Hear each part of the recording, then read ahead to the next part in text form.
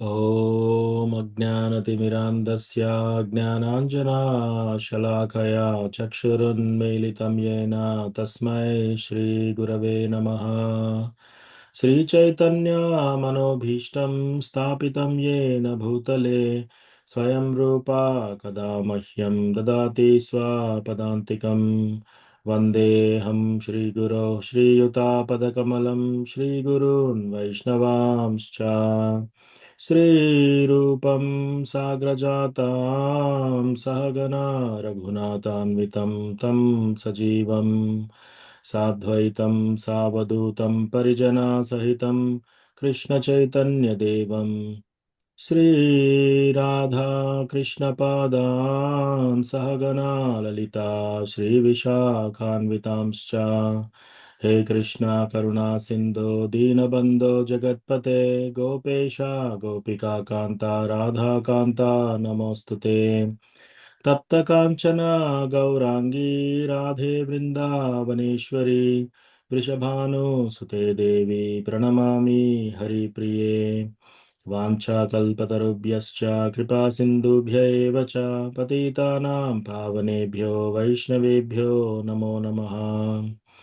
जय श्री कृष्ण चैतन्य प्रभु नित्यानंद श्री अद्वैता गदाधारा श्रीवासादि गौरभक्तवृंदा हरे कृष्णा कृष्णा कृष्णा हरे हरे हरे रामा राम राम हरे हरे मत्समो नास्ति पापात्मा न पराधी च कश्चन परिहारेऽपि लज्जा मे किं ब्रुवे पुरुषोत्तमा युवतीनां यथा यूनि यूनां च युवतौ यथा मनोभिरमते तद्वन्मनो मे रमतां त्वयि भूमौ स्खलितपादानां भूमिरेवावलम्बनं त्वयि जाता परादानां त्वामेव शरणं प्रभो गोविन्दवल्लभे राधे प्रार्थये त्वमहं सदा त्वदीयम् इति जानातु गोविन्दो मां त्वया सह राधे वृन्दावनाधीशे करुणामृतवाहिनी कृपया निजपादाब्जा दास्यं मह्यं प्रदीयताम् त्रिनादपि सुनीचेन तरोरपि सहिष्णुना मानिना मानदेन कीर्तनीय सदा हरिः कथञ्चन स्मृते यस्मिन् दुष्करं सुकरं भवेत् विस्मृते विपरीतं स्यात् श्रीचैतन्यं नमामि तं संसारदुःखजलधौ प्रतितस्य कामा क्रोधादिनक्रमकरे कवलीकृतस्य दुर्वासना निगडितस्य निराश्रयस्य चैतन्यचन्द्र मम देहि पदावलम्बम् चैतन्यचन्द्र मम देहि पदावलम्बम् हरे कृष्ण कनिष्ठ हरे कृष्ण।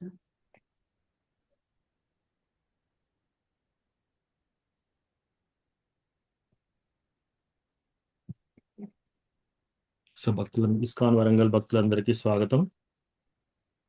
మీరందరూ హరే కృష్ణ ప్రభుజీ, దండోత్సనం. దండోత్ ప్రణాం ఆగర్ శ్రీల ప్రభుపాద్. సో మీరందరూ వైష్ణవులు కృష్ణ కథ వినడానికి వచ్చారు. సో నా యొక్క దండోత్ ప్రణాం స్వీకరించండి. సో ఈరోజు కొందరు భక్తులు రామాయణం గురించి చెప్పమని చెప్పారు. సో ఈరోజు మనకు కొన్ని శ్లోకాలు అసైన్ చేశారు, కానీ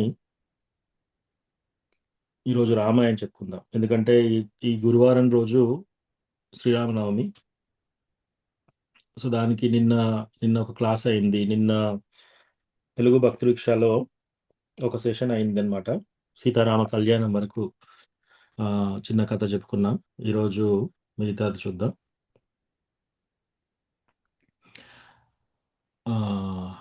ఓకే. సో ఎస్పెషల్లీ రామకథ ఎప్పుడు వినాలి అని చెప్తారంటే, రామకథ వింటే మన లోపట ఉన్న ఎన్వి పోతుంది, మన లోపట ఉన్న అసూయ ఈ గుణాలన్నీ పోతాయన్నమాట రామాయణం వింటే. సో రామాయణం వినడం చాలా మంచిది, ఎస్పెషల్లీ డివోటీస్ దగ్గర వినాలన్నమాట.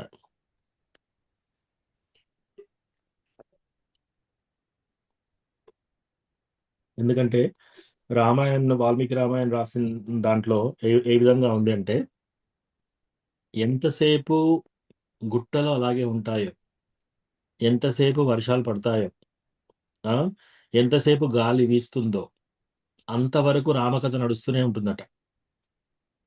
హ్మ్. అంటే ఎల్లప్పుడూ ఈ మెటీరియల్ వరల్డ్ ఉన్నంత వరకు రామకథ నడుస్తూనే ఉంటుంది. హ్మ్. సో, ఆహ్, నిన్నటి ఎపిసోడ్‌లో ఎట్లా అయితే రామచంద్ర ఆహ్, ఆయన ఎలా జన్మించాడు, తర్వాత వివాహం ఎలా జరిగింది, ఆ! ఆ యొక్క శివధనస్సు ఎలా విరిచాడు, ఇవన్నీ మనం క్లియర్‌గా చూసాము. సో, ఇప్పుడు కొన్ని యాస్పెక్ట్స్ చూద్దాం. రామాయణం ఆ తర్వాత. సో, మ్యారేజ్ అంతా అయిపోయింది. రామచంద్ర, లక్ష్మణ, తర్వాత భరత, శత్రుఘ్న ఈ నలుగురి మ్యారేజెస్ అవుతాయి. అయిన తర్వాత ఆ సెలబ్రేషన్స్ అన్నీ, వేడుకలన్నీ జరుపుకున్న తర్వాత వాళ్ళందరూ ఇప్పుడు మళ్ళీ వెనక్కి వెళ్తున్నారన్నమాట. సో, వెనక్కి వెళ్తూ ఉంటే అప్పటికి ఆహ్,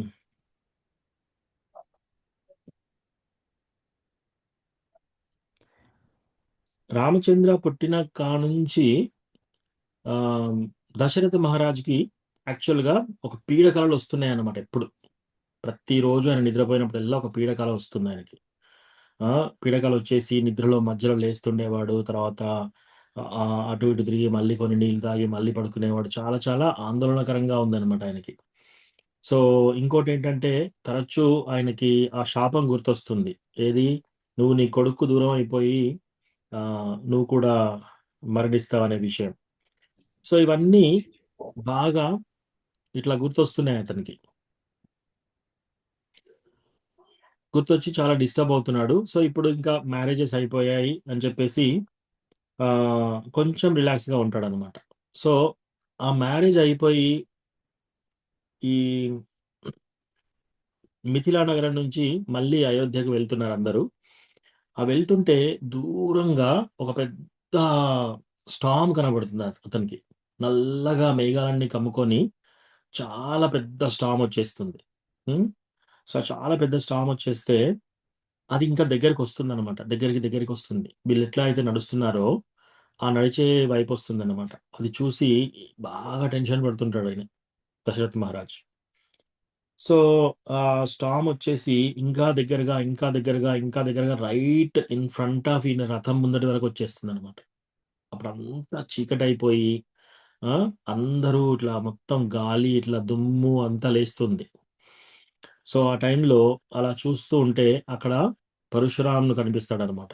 మొత్తము ఆయనే కింద అంతా పులి తోలు చర్మంతో ఆహ్, చుట్టుకొని ఉంటాడు. తర్వాత ఆయనే పైన భాగం కూడా ఆహ్, జింక తోలు అటువంటి యేసుకొనుంటాడనమాట. యేసుకొని ఒక పెద్ద ధనుస్సు పట్టుకొనొస్తాడనమాట. వచ్చేసి నేను అప్పటికి ఆయన చూడంగానే పెద్ద గొడ్డలి పట్టుకొని ప్లస్ ఈ ధనస్సు పట్టుకొనుంటాడక్కడ. సో, చూడంగానే అనిపిస్తుంది. ఈ దశరథ్ మహారాజు ఎప్పుడైనా సరే పరశురాముడు ఎప్పుడొచ్చినా గూడా ఎప్పుడు పరశురాముడు అంటే ఏంటి? ఏ అవతారము?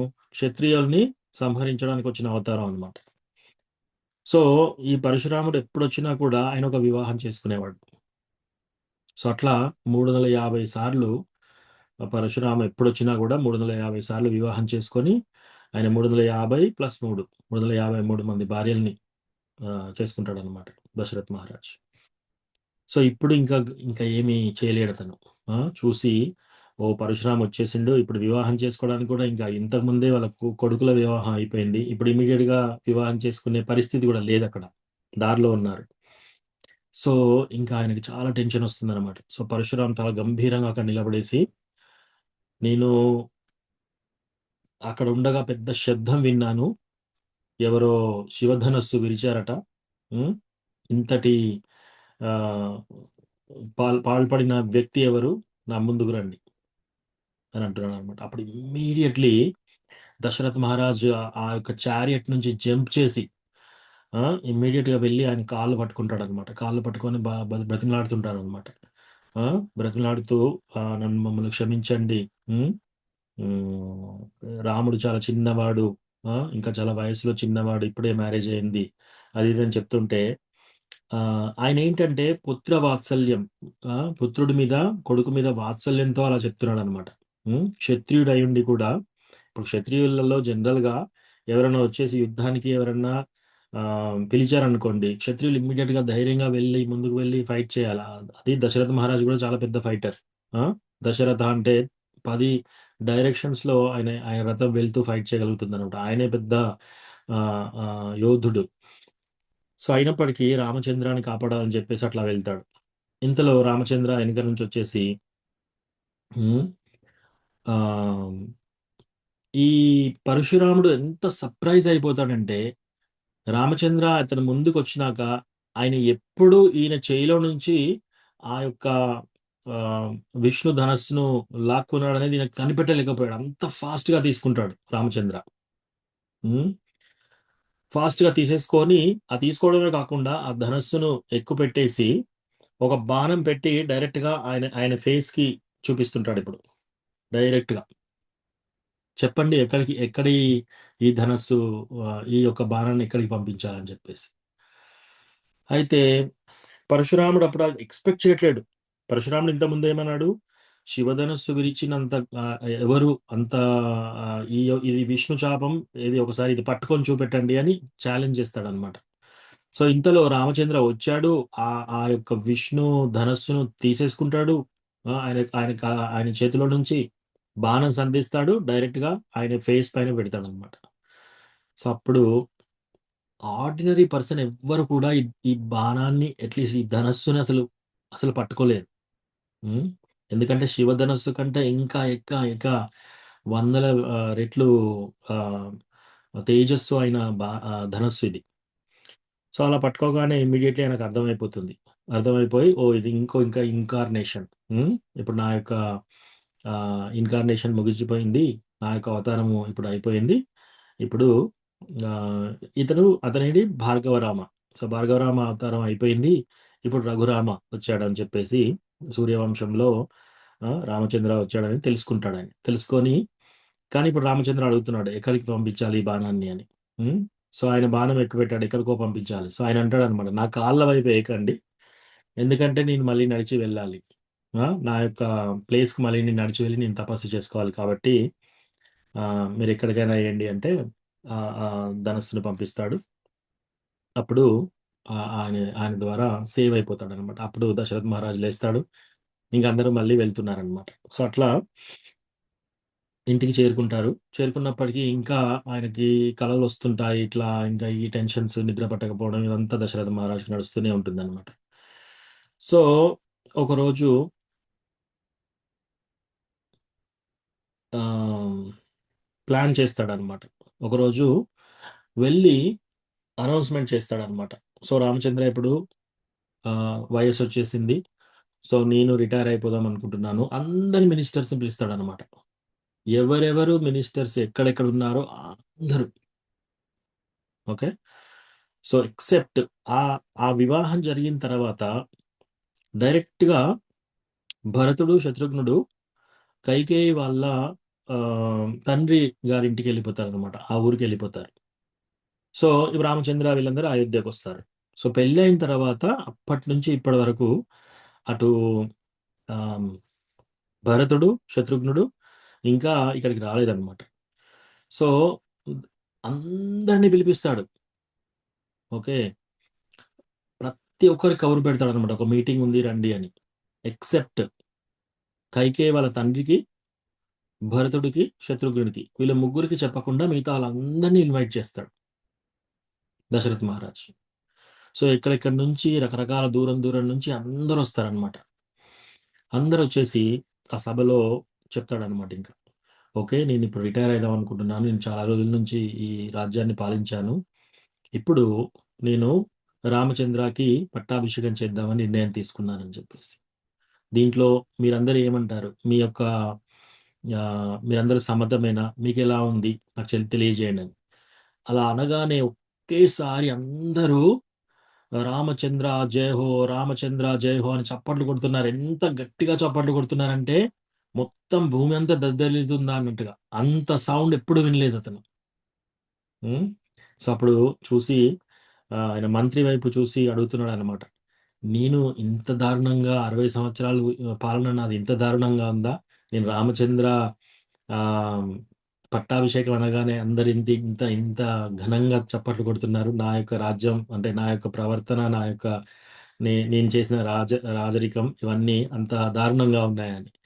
అంటే లేదు లేదు మీ దగ్గర ఒకటే ఒక ఫాల్ట్. ఏంటది?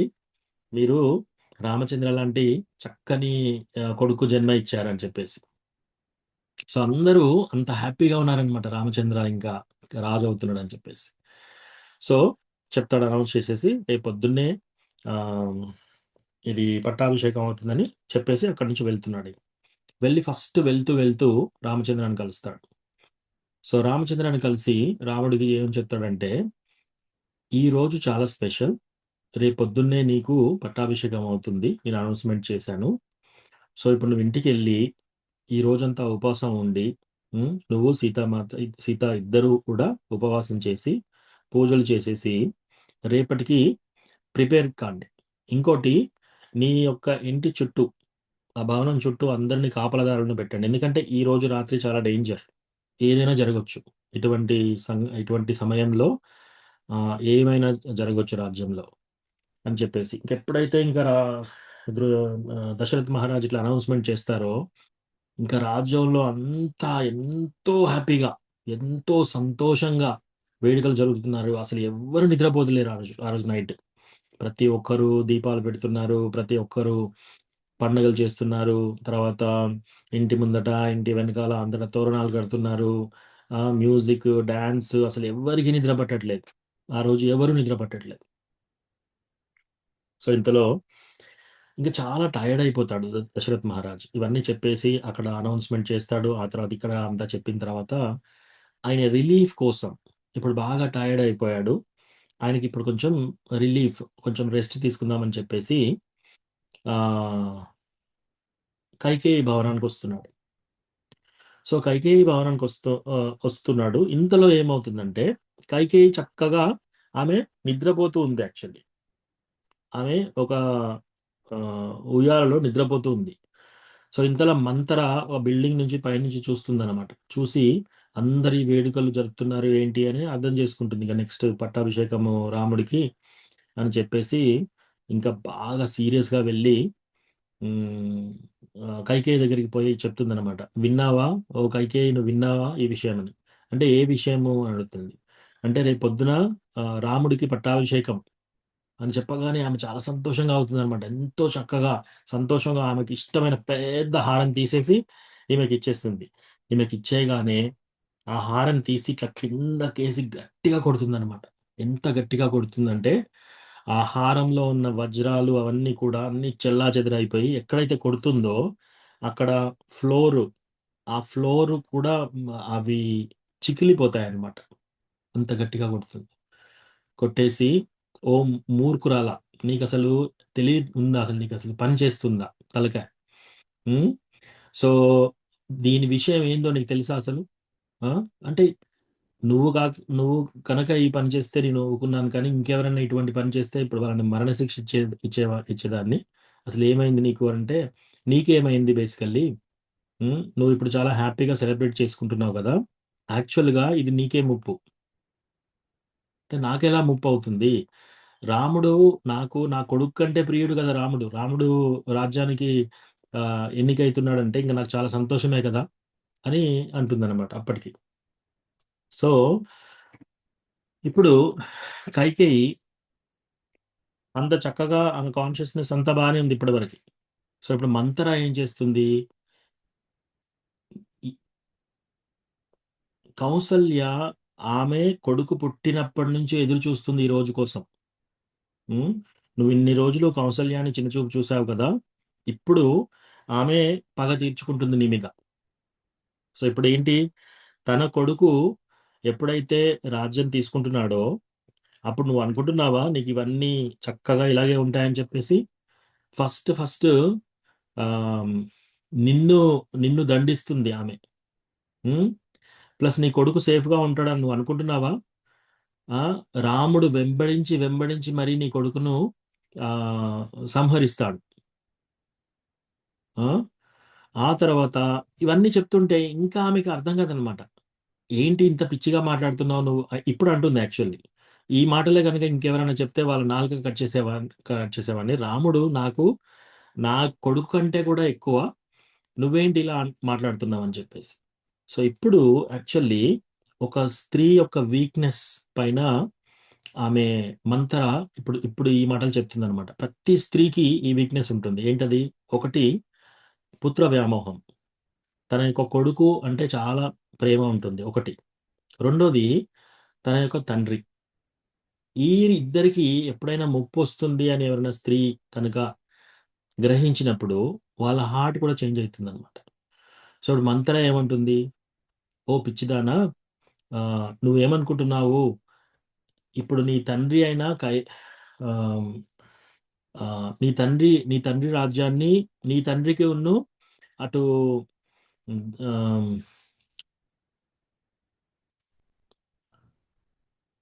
జనక మహారాజు నీ తండ్రి ఇద్దరు ఎప్పుడు యుద్ధం చేసుకునేవాళ్ళనమాట వాళ్ళు. ఎప్పుడు ఆ యుద్ధం స్టాప్ అయిపోయింది? ఎప్పుడైతే ఈ సంబంధం ఏర్పడిందో, ఈ మ్యారేజ్ ఏర్పడిందో అప్పుడు ఆ యుద్ధం కావట్లేదు. కానీ వాళ్ళిద్దరికీ పాత పగలున్నాయి కొంచెం. జనక మహారాజుకును కైకేయి వాళ్ళ తండ్రికి. సో, ఇప్పుడు ఆహ్, ఈ దశరథ్ మహారాజు ఉన్నంత వరకు ఆ రిలేషన్‌షిప్ బానే ఉంది. ఇప్పుడు రామచంద్ర రాజు అయిపోయాడనుకో, రామచంద్ర ఆ రిలేషన్‌షిప్ పట్టించుకోలేదు. రామచంద్ర ఎవరి వైపు ఉంటాడు? తన భార్య వాళ్ళ తండ్రి వైపే ఉంటాడు గదా! సో, ఆటోమేటిక్‌గా నీ తండ్రిని ఎట్లాగో రక్షించడు. సో, అప్పుడు నీ తండ్రిని జనక మహారాజు చంపేస్తాడు. రాముడు వెంబడించి నీ కొడుకుని చంపేస్తాడు. అలా చెప్పగానే, ఓహ్! మంతర అసలు ఎంత నాలెడ్జ్ ఉంది. నేను ఇంత దూరం ఆలోచించలేదు. అసలు ఈ యొక్క కంప్లీట్ ఇక్కడున్న అయోధ్యలో ఉన్న అన్ని ప్రాబ్లమ్స్‌కి నీకే సొల్యూషన్ ఉంది అని చెప్పేసి ఆమెను పొగుడుతూ ఆ! ఇప్పుడు నేను పొగుడుతూ మరి ఇప్పుడు ఏం చేయాలి నేను? ఆ సొల్యూషన్ కూడా చేయాలంటే యెస్ నేను ఆల్రెడీ ఆహ్, ఆలోచించాను ఆ సొల్యూషన్ గురించని. సో, ఆ సొల్యూషన్ ఏంటి అంటే, నీకు ఆల్రెడీ 2 వరాలున్నాయి గదంటే, ఏం వరాలు మాట్లాడుతున్నావు? నాకెక్కడ వరాలంటే, నీకు దశరథ మహారాజు 2 వరాలిచ్చాడు. యుద్ధంలో నువ్వు హెల్ప్ చేసినప్పుడు. సో, ఆ వరాలు ఇప్పుడు తీసుకో. తీసుకొని దశరథ మహారాజు రాగానే హ్మ్. నువ్వు సల్కింగ్ ఏడుపు చేంబర్‌లోకి వెళ్ళిపోయి దుఃఖ దుఃఖ రూమ్‌లోకి వెళ్ళిపోయి, అక్కడ ఈ 2 వరాలు అడుగు అని చెప్తుందనమాట. ఏంటి ఆ 2 వరాలు? ఒకటి రాముని ఆహ్, ప్లేస్‌లో భరతుడికి పట్టాభిషేకం కావాలి. రెండోది రామచంద్రాని 14 సంవత్సరాలు వనవాసానికి పంపించాలి. సో, ఇట్లా అయితే నీకు సేఫ్టీ ఉంటుందిప్పుడు. లేకపోతే నువ్వు నీ కొడుకుని దూరం చేసుకుంటావు. నీ తండ్రిని దూరం చేసుకుంటావు. ఇలా చెప్పగానే ఇంక మంతరాన్ని చాలా పొగిడేసి ఇంకా ఆమె ఇమ్మీడియేట్‌గా వెళ్తూ సల్కింగ్ చేంబర్‌లోకి వెళ్తుందనమాట. సో, సల్కింగ్ చేంబర్ అంటే ఆ చేంబర్‌లో మనకిప్పుడు 2 బెడ్‌రూమ్, 3 బెడ్‌రూమ్ హౌస్ కట్టుకొని ఒకసారి ఒకరి ఇది ఇది నా బెడ్‌రూము, ఇది మా తమ్ముడి బెడ్‌రూమ్, ఇది అన్న బెడ్‌రూమ్ ఇలా ఉంటుంది గదా! సో, భవనంలో ఉన్నప్పుడు సంతోషానికి ఒక చేంబర్, దుఃఖానికి ఒక చేంబర్, అలకకొక చేంబర్ ఇట్లా రకరకాల చేంబర్స్ ఉంటాయన్నమాట. సో, అన్ని క్యాండిల్స్ ఆర్పేస్తుంది. ఆర్పేసేసి తన బట్టలంతా చెల్లాచెదరు చేసేసుకొని, నగలన్నీ అటు ఇటు పడేసి పోయి ఒక మూలన పడి ఏడుస్తుందన్నమాట. ఏడుస్తూ ఉంటుంది. నటిస్తూ ఉంటుంది. సో, ఇంతలా ఆల్రెడీ దశరథ్ మహారాజ్‌కి ఆల్రెడీ చాలా ఆయన కొన్ని సంవత్సరాల నుంచి ఉంది ఆయనకి టెన్షన్, మెంటల్ టెన్షన్. సో, ఈ సంవత్సరాల నుంచి మెంటల్ టెన్షన్ అయిపోయింది. ఇంక నేను అనౌన్స్‌మెంట్ చేశాను. రామచంద్ర రేపు పట్టాభిషేకం అని చెప్పేసి ఇంక కొంచెం రిలాక్స్ అవుదాము అని చెప్పేసి వస్తాడన్నమాట.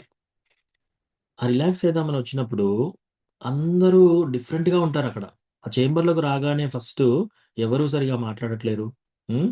ఓ కైకేయి అనుకుంటా ప్రేమతో పిలుస్తూ వెళ్తున్నాడు లోపటికి. ఆ! లోపటికి వెళ్తూ ఉంటే ఆ పనోళ్ళందరూ తలదించుకొని ఉంటారనమాట. సో, ఏంటి కైకేయి అనంటే డైరెక్ట్‌గా అందరూ ఈ శోక చేంబర్ చూపిస్తారనమాట.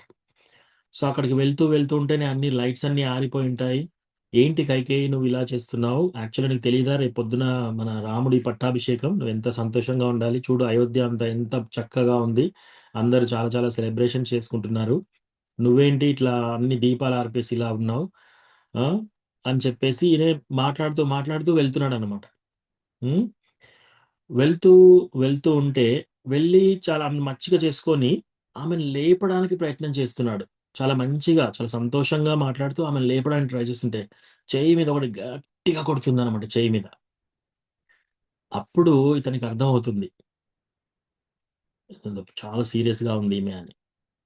సో, అంత గట్టిగా చెయ్యి మీద ఎప్పుడు అట్లా కొట్టలేదనమాట. హ్మ్. కొట్టినాక లేసి అడుగుతుందనమాట. ఆ! "ఏం చేయాలి నీకు?" ఇవన్నీ చెప్తున్నాడు. "అసలు ఎందుకిలా ఉన్నావు నువ్వు? నీకేం కావాలి?" ఆ! ఇప్పుడు ఇంక దశరథ మహారాజు ఎటువంటి మాటలంటున్నాడో చూడండిక్కడ. "నీకేం చేయాలి ఇప్పుడు నేను? ఎవరినైనా అమాయకుడిని తీసుకెళ్ళి నేను జైల్‌లో వేయాలా? ఎవరన్నా ఖైదీని మరణశిక్షకు ఇచ్చే ఖైదీని నేను విడుదల చేయాలా? ఆ! లేకపోతే నేనేం చేయాలి? ఏ దానికైనా సిద్ధమవుతున్నా. నువ్వెందుకిలా ఉన్నావు? ఆ! నీ సంతోషం ఏంటి? నీకేం చేస్తే సంతోషం అవుతుంది?" అట్లా అని నేను బ్రతిమలాడుతున్నాననమాట.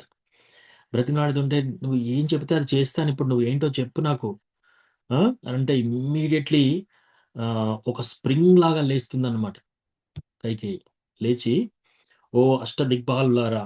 ఓ ఆహ్, మరుత్స్ ఆ! ఓ దేవతలారా! ఆ!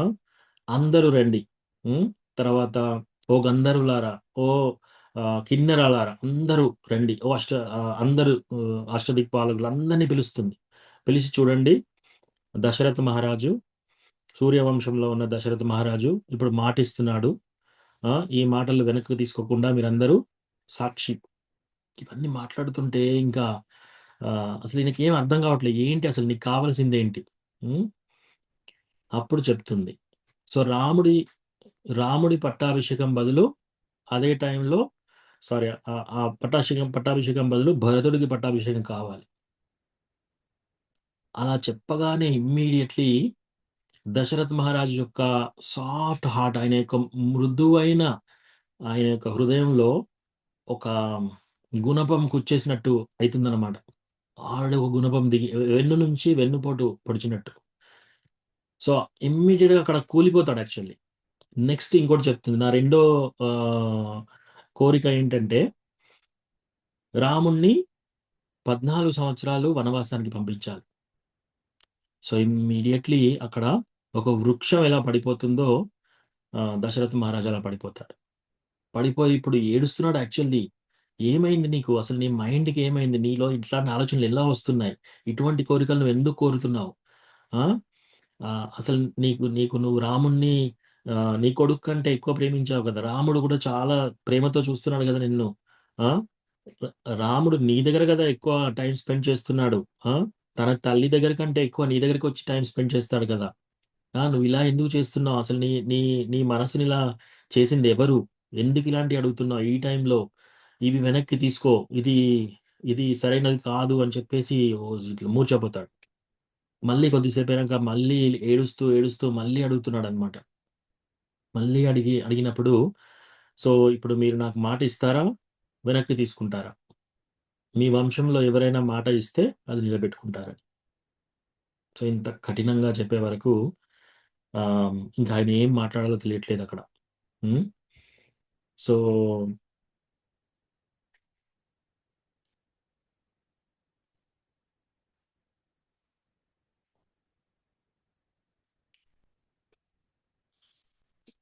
ఇక్కడ కొద్దిసేపు ఇక్కడ ఆపి మనము డిస్కస్ చేద్దాం. ఈమె కైకేయి ముందు చాలా సంతోషంగా ఉంది. మనం ఎవరి సహవాసం చేస్తున్నామో అది చాలా, చాలా, చాలా, చాలా, చాలా ఇంపార్టెంట్. అసోసియేషన్ చాలా ఇంపార్టెంట్. మనం ఎవరి దగ్గర అడ్వైస్ తీసుకుంటున్నామో, మనం ఎవరితో అసోసియేట్ అవుతున్నామో, ఎవరి దగ్గర మనము వాళ్ళు చెప్పింది మనం వింటున్నాము అనేది చాలా ఇంపార్టెంట్ ఇక్కడ. సో, ఇప్పుడు ఈమేంటంటే చెడు సహవాసంలో ఉంది. కొద్ది సేపట్లో ఆమె మైండ్ అంతా కంటామినేట్ అయిపోయింది. యాస్ డివోటీస్ మనం కూడా చాలా కేర్‌ఫుల్‌గా ఉండాలనమాట. ఎప్పుడైనా సరే మనము భక్తుల యొక్క సాంగత్యంలో ఉండాలి. ప్లస్ భక్తులు ఎవరైనా సీనియర్ డివోటీస్ మంచి గుడ్ స్టాండింగ్‌గా, గుడ్ క్యారెక్టర్ ఉన్న సీనియర్ డివోటీస్ ఎవరైనా ఉంటే వాళ్ళ దగ్గర మనము ప్రతి ప్రాబ్లమ్‌కి ఏదైనా ఉంటే వాళ్ళ దగ్గర అడ్వైస్ తీసుకొని వాళ్ళు చెప్పిన విధంగా మనం చేయాలి. అంతేకాని మన హార్ట్ ఓపెన్ చేసేసి, మన హృదయాన్ని ఇంకొకరికి ఓపెన్ చేసేసి వాళ్ళు చెప్పింది, వీళ్ళు చెప్పింది, చుట్టాలు, మా దగ్గర వాళ్ళు, మా ఊరు వాళ్ళు ఇప్పుడు ఈమె అదే అనుకుంటుందనమాట. ఆ, ఈ మంతరాన్ని ఎక్కడి నుంచి తీసుకొచ్చింది? వాళ్ళ ఊరు నుంచి తీసుకొచ్చింది. రైట్. సో ఇంతవరకు వచ్చింది పరిస్థితి. సో మళ్ళీ ఏడుస్తూ మళ్ళీ బ్రతిమలాడుతున్నాడు అనమాట. ఆమె కాళ్ళ పైన పడి బ్రతిమలాడుతున్నాడు. నువ్వు ఈ పని చేస్తే ఎవ్వరు మిగిలి ఉండరు ఇక్కడ. ఆ? నువ్వు మొత్తం అయోధ్య నాశనాన్ని చూస్తున్నావు ఇప్పుడు. ఆ? ఇది సరైన ఆలోచన కాదు. నీ యొక్క కోరికలు వెనక్కి తీసుకో అని. ఆమె ఎంతకీ బడ్జ్ కావట్లేదు. ఎంతకీ వెనకడుగు వేయట్లేదు. చాలా దృఢ నిశ్చయంతో ఉందన్నమాట. సో ఇంతలో రామచంద్రాన్ని రమ్మని సుమంత్ర వస్తాడు తెల్లారి. ఇంక తెల్లారుతుంది. సో, తెల్లారుతుంటే ఫస్ట్ సుమంత్ర ఏం చేస్తాడు? రాజు గృహానికి వెళ్తాడు. అక్కడ లేడు రాజు. సుమంత్ర ఎవరు? మహామంత్రి. సో, ఆయనే ఇప్పుడు వచ్చేస్తాడు. వచ్చి వస్తూ అక్కడ లేకపోతే తెలుసు. ఇంక కైకేయి గృహంలో ఉంటాడని చెప్పేసి కైకేయి గృహానికొస్తాడు. అక్కడికొచ్చినాక అంతా చీకటిగా ఉంటుంది. అంతా ఎవ్వరు సరిగ్గా స్పందించరు. సో, లోపటికి వెళ్తున్నాడింక. లోపటికి వెళ్తే అంతా చెల్లాచెదరంగా ఉంది. ప్లస్ ఈయన కింద పడి ఉన్నాడనమాట రాజు. సో, కింద పడి ఉంటే "ఏమైంది మీకు? అంత ఆరోగ్యం బానే ఉందా?" అది ఇది అంటే, "ఆరోగ్యం చాలా బానే ఉంది. ఇప్పుడు ఆయనకి హెల్ప్ కావాల్సిందేంటి? పోయి రామచంద్రాన్ని తీసుకురా" అని చెప్తుందనమాట. సో, ఈ సుమంత్ర అతనికెళ్ళి చూస్తాడు. చూసినప్పుడు ఇంకా ఆయన కూడా ఏం మాట్లాడట్లేడు దశరథ్ మహారాజ్. సో, సుమంత్ర బయటికొస్తున్నాడు. బయటికొస్తుంటే అక్కడ అందరూ బ్రాహ్మణాస్ ఉంటారనమాట. మళ్ళొకసారి లోపటికి వెళ్తాడు. "అందరూ బ్రాహ్మణాస్ ఉన్నారు మీకోసము, మీకు ఆశీర్వాదం ఇవ్వడం కోసము. ఆ! మీరొస్తారా ఒకసారి" అనంటే మళ్ళీ చెప్తుందనమాట. "వెళ్లి రామచంద్రాన్ని ఇప్పుడు ఆయనకు కావాల్సింది ఓన్లీ రామ. రామచంద్రాన్ని తీసుకురా" అని.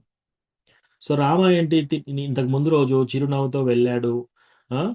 సో, ఇక్కడ ఈ విధంగా ఉంది పరిస్థితి. భార్యాభర్తల పరిస్థితి. సో, ఇది చూస్తూ వెళ్ళిపోతాడు సుమంత్ర. వెళ్ళి రామచంద్ర గృహానికి వెళ్తాడు. సో, రామచంద్ర గృహానికి వెళ్ళినప్పుడు అక్కడ చాలా సంతోషంగా హ్మ్. ఇద్దరు సీతారామ ఇద్దరు ఒక ఉయ్యాలలో కూర్చొని ఇద్దరు మాట్లాడుతూ ఉంటారనమాట. ఇమ్మీడియేట్‌గా ఆయన రాగానే ఇద్దరు లేస్తారు. లేసి దగ్గరికొచ్చేసి మాట్లాడుతున్నారనమాట. సో, అప్పుడు ఆహ్, ఆహ్, మిమ్మల్ని తీసుకురమ్మని చెప్పారు అని. తండ్రి గారు పిలుస్తున్నారని. మహారాజు పిలుస్తున్నాడు. ఓకే. సో, మనకు దర్శన్ టైమ్ అయినట్టుంది.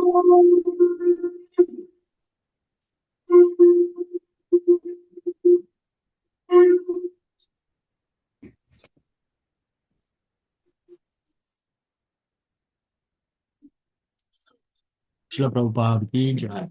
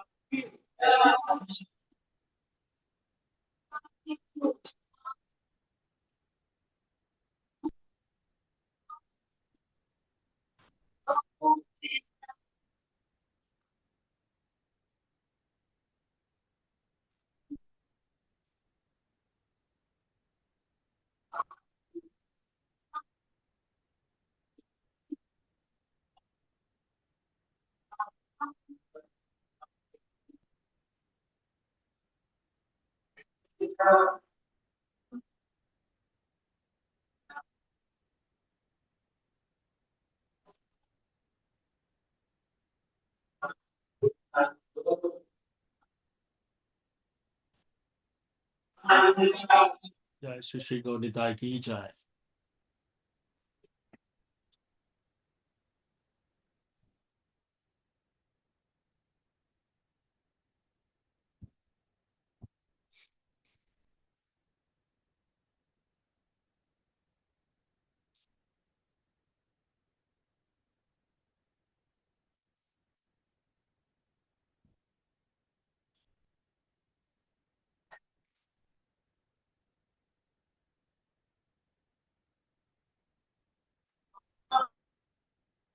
जय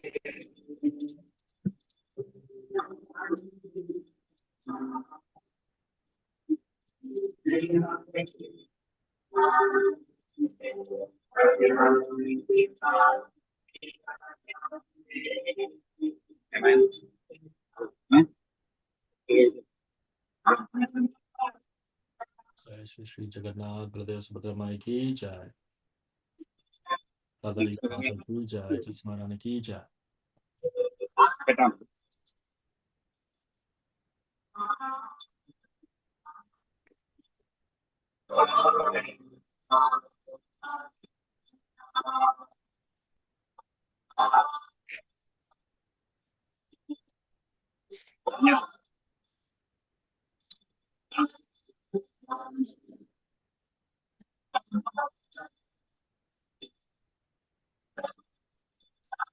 క్లాస్ పెట్టలేదు 5 దాకా. క్లాస్ పెట్టలేదు 5 దాకా. కానీ లేట్ అయిపోయింది.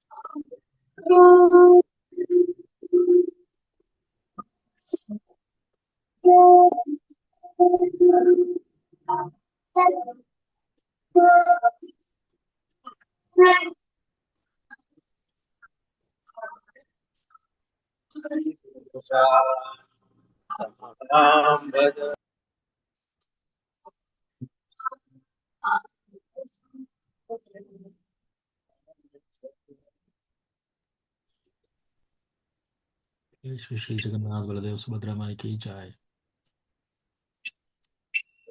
पंचतत्व की जय। लक्ष्मण नरसिंहदेव की जय। तुलसी महारानी की जय। राधा लीला माधव की जय।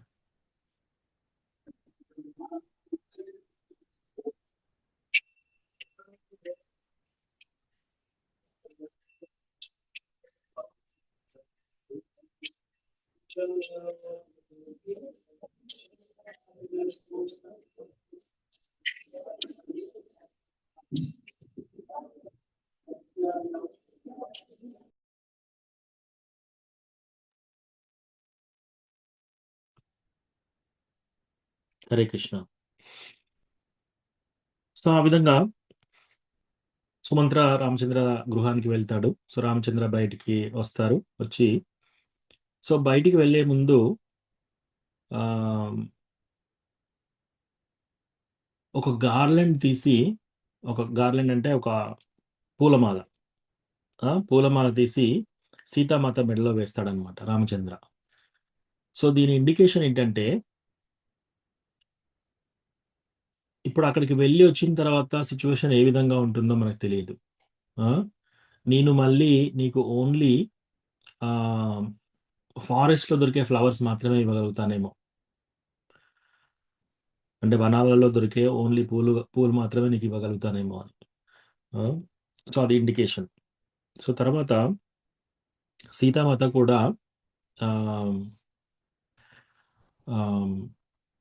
మనస్సులో ఒక గార్లెండ్ ఇస్తుంది. సో మనస్సులో ఒక గార్లెండ్ ఇచ్చినాక వాళ్ళు చక్కగా నవ్వుతూ, చిరునవ్వుతో బయటకు వస్తాడు.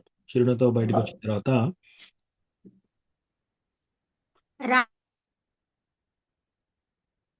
హరే కృష్ణ మాతాజీ. ప్రభుజీ హరే కృష్ణ. మరి అప్పటికే రామచంద్ర మహాప్రభుకి తను అడవికి వెళ్లాల్సి వస్తుందని అర్థమైపోతుందా ప్రభుజీ? లేదు ఇంకా తెలియదు. జస్ట్ అక్కడికి తను తీసుకురమ్మన్నారని అలా సంతోషంగా వెళ్తున్నాడు అనమాట, సంతోషంగా. సో అట్లా నవ్వుతూ నవ్వుతూ వెళ్తున్నాడు ఇప్పుడు. వెళ్ళి ఆ గృహం లోపలికి వెళ్తుంటేనే చూస్తుంటాడు అనమాట. చూస్తూ సుమంత్ర తెలుసు కానీ రామచంద్రకి ఇంకేం చెప్పాడు. సో రామచంద్ర ఆ గృహం లోపలికి వెళ్తాడు. వెళ్ళి అటు ఇటు చూస్తూ లాస్ట్కి ఈ దుఃఖ శోక చేంబర్లోకి వెళ్తున్నారు. వెళ్ళి అక్కడ దశరథ్ మహారాజ్ ఇంకా కింద పడే ఉంటాడనమాట. ఓ తండ్రి గారికి ఏమైంది, ఆరోగ్యం అంతా బాగానే ఉందా అని చెప్పేసి పోయి తల్లి దగ్గర బ్లెస్సింగ్స్ తీసుకుంటాడు. తీసుకున్న తర్వాత ఆమె చెప్తుంది అన్నమాట. ఉమ్, సో మీ తండ్రి నాకు 2 వరాలు, మీ తండ్రి గారి ఆజ్ఞలు ఏంటి అంటే నాకు 2 వరాలు ఇచ్చారు. దాంట్లో ఒకటి ఫస్ట్ది, నువ్వు నీ బదులు భరతుడికి పట్టాభిషేకం చేయాలి. రెండోది, నువ్వు రాజ్యాన్ని వదిలేసి వనవాసానికి వెళ్ళాలి 14 సంవత్సరాలు. సో అప్పుడు రామచంద్ర నవ్వుతూ చెప్తున్నాడు అనమాట, ఈ విషయము తండ్రి మీకు వరాలు ఇస్తేనే మీరు అడిగితే కాదమ్మా, మీరు చెప్పినా డైరెక్ట్ నేను వెళ్ళేవాడిని. డైరెక్ట్ వచ్చేసి మీరు నాకు చెప్పినా కూడా నేను వెళ్ళేవాడినే కదా అని చెప్పేసి అని చెప్తే, ఇంకా తర్వాత చాలా ఘాటుగా ఆమె ఏమంటుందంటే, ఇది ఎంత తొందరగా చేస్తే అంత మంచిది అని చెప్పేసి ఆమె ఉంటుందన్నమాట. ఇంతలో ఈయన ఏడుస్తూ అలాగే పడి ఉంటాడనమాట. ఏమీ చూసి ఏమీ అనమాట. ఫస్ట్ టైం దశరథ మహారాజుకి, ఎప్పుడైనా దశరథ మహారాజుని కొడుకు చూడగానే చాలా సంతోషంగా ఉంటాడనమాట. ఎంతో హ్యాపీగా ఉంటాడు.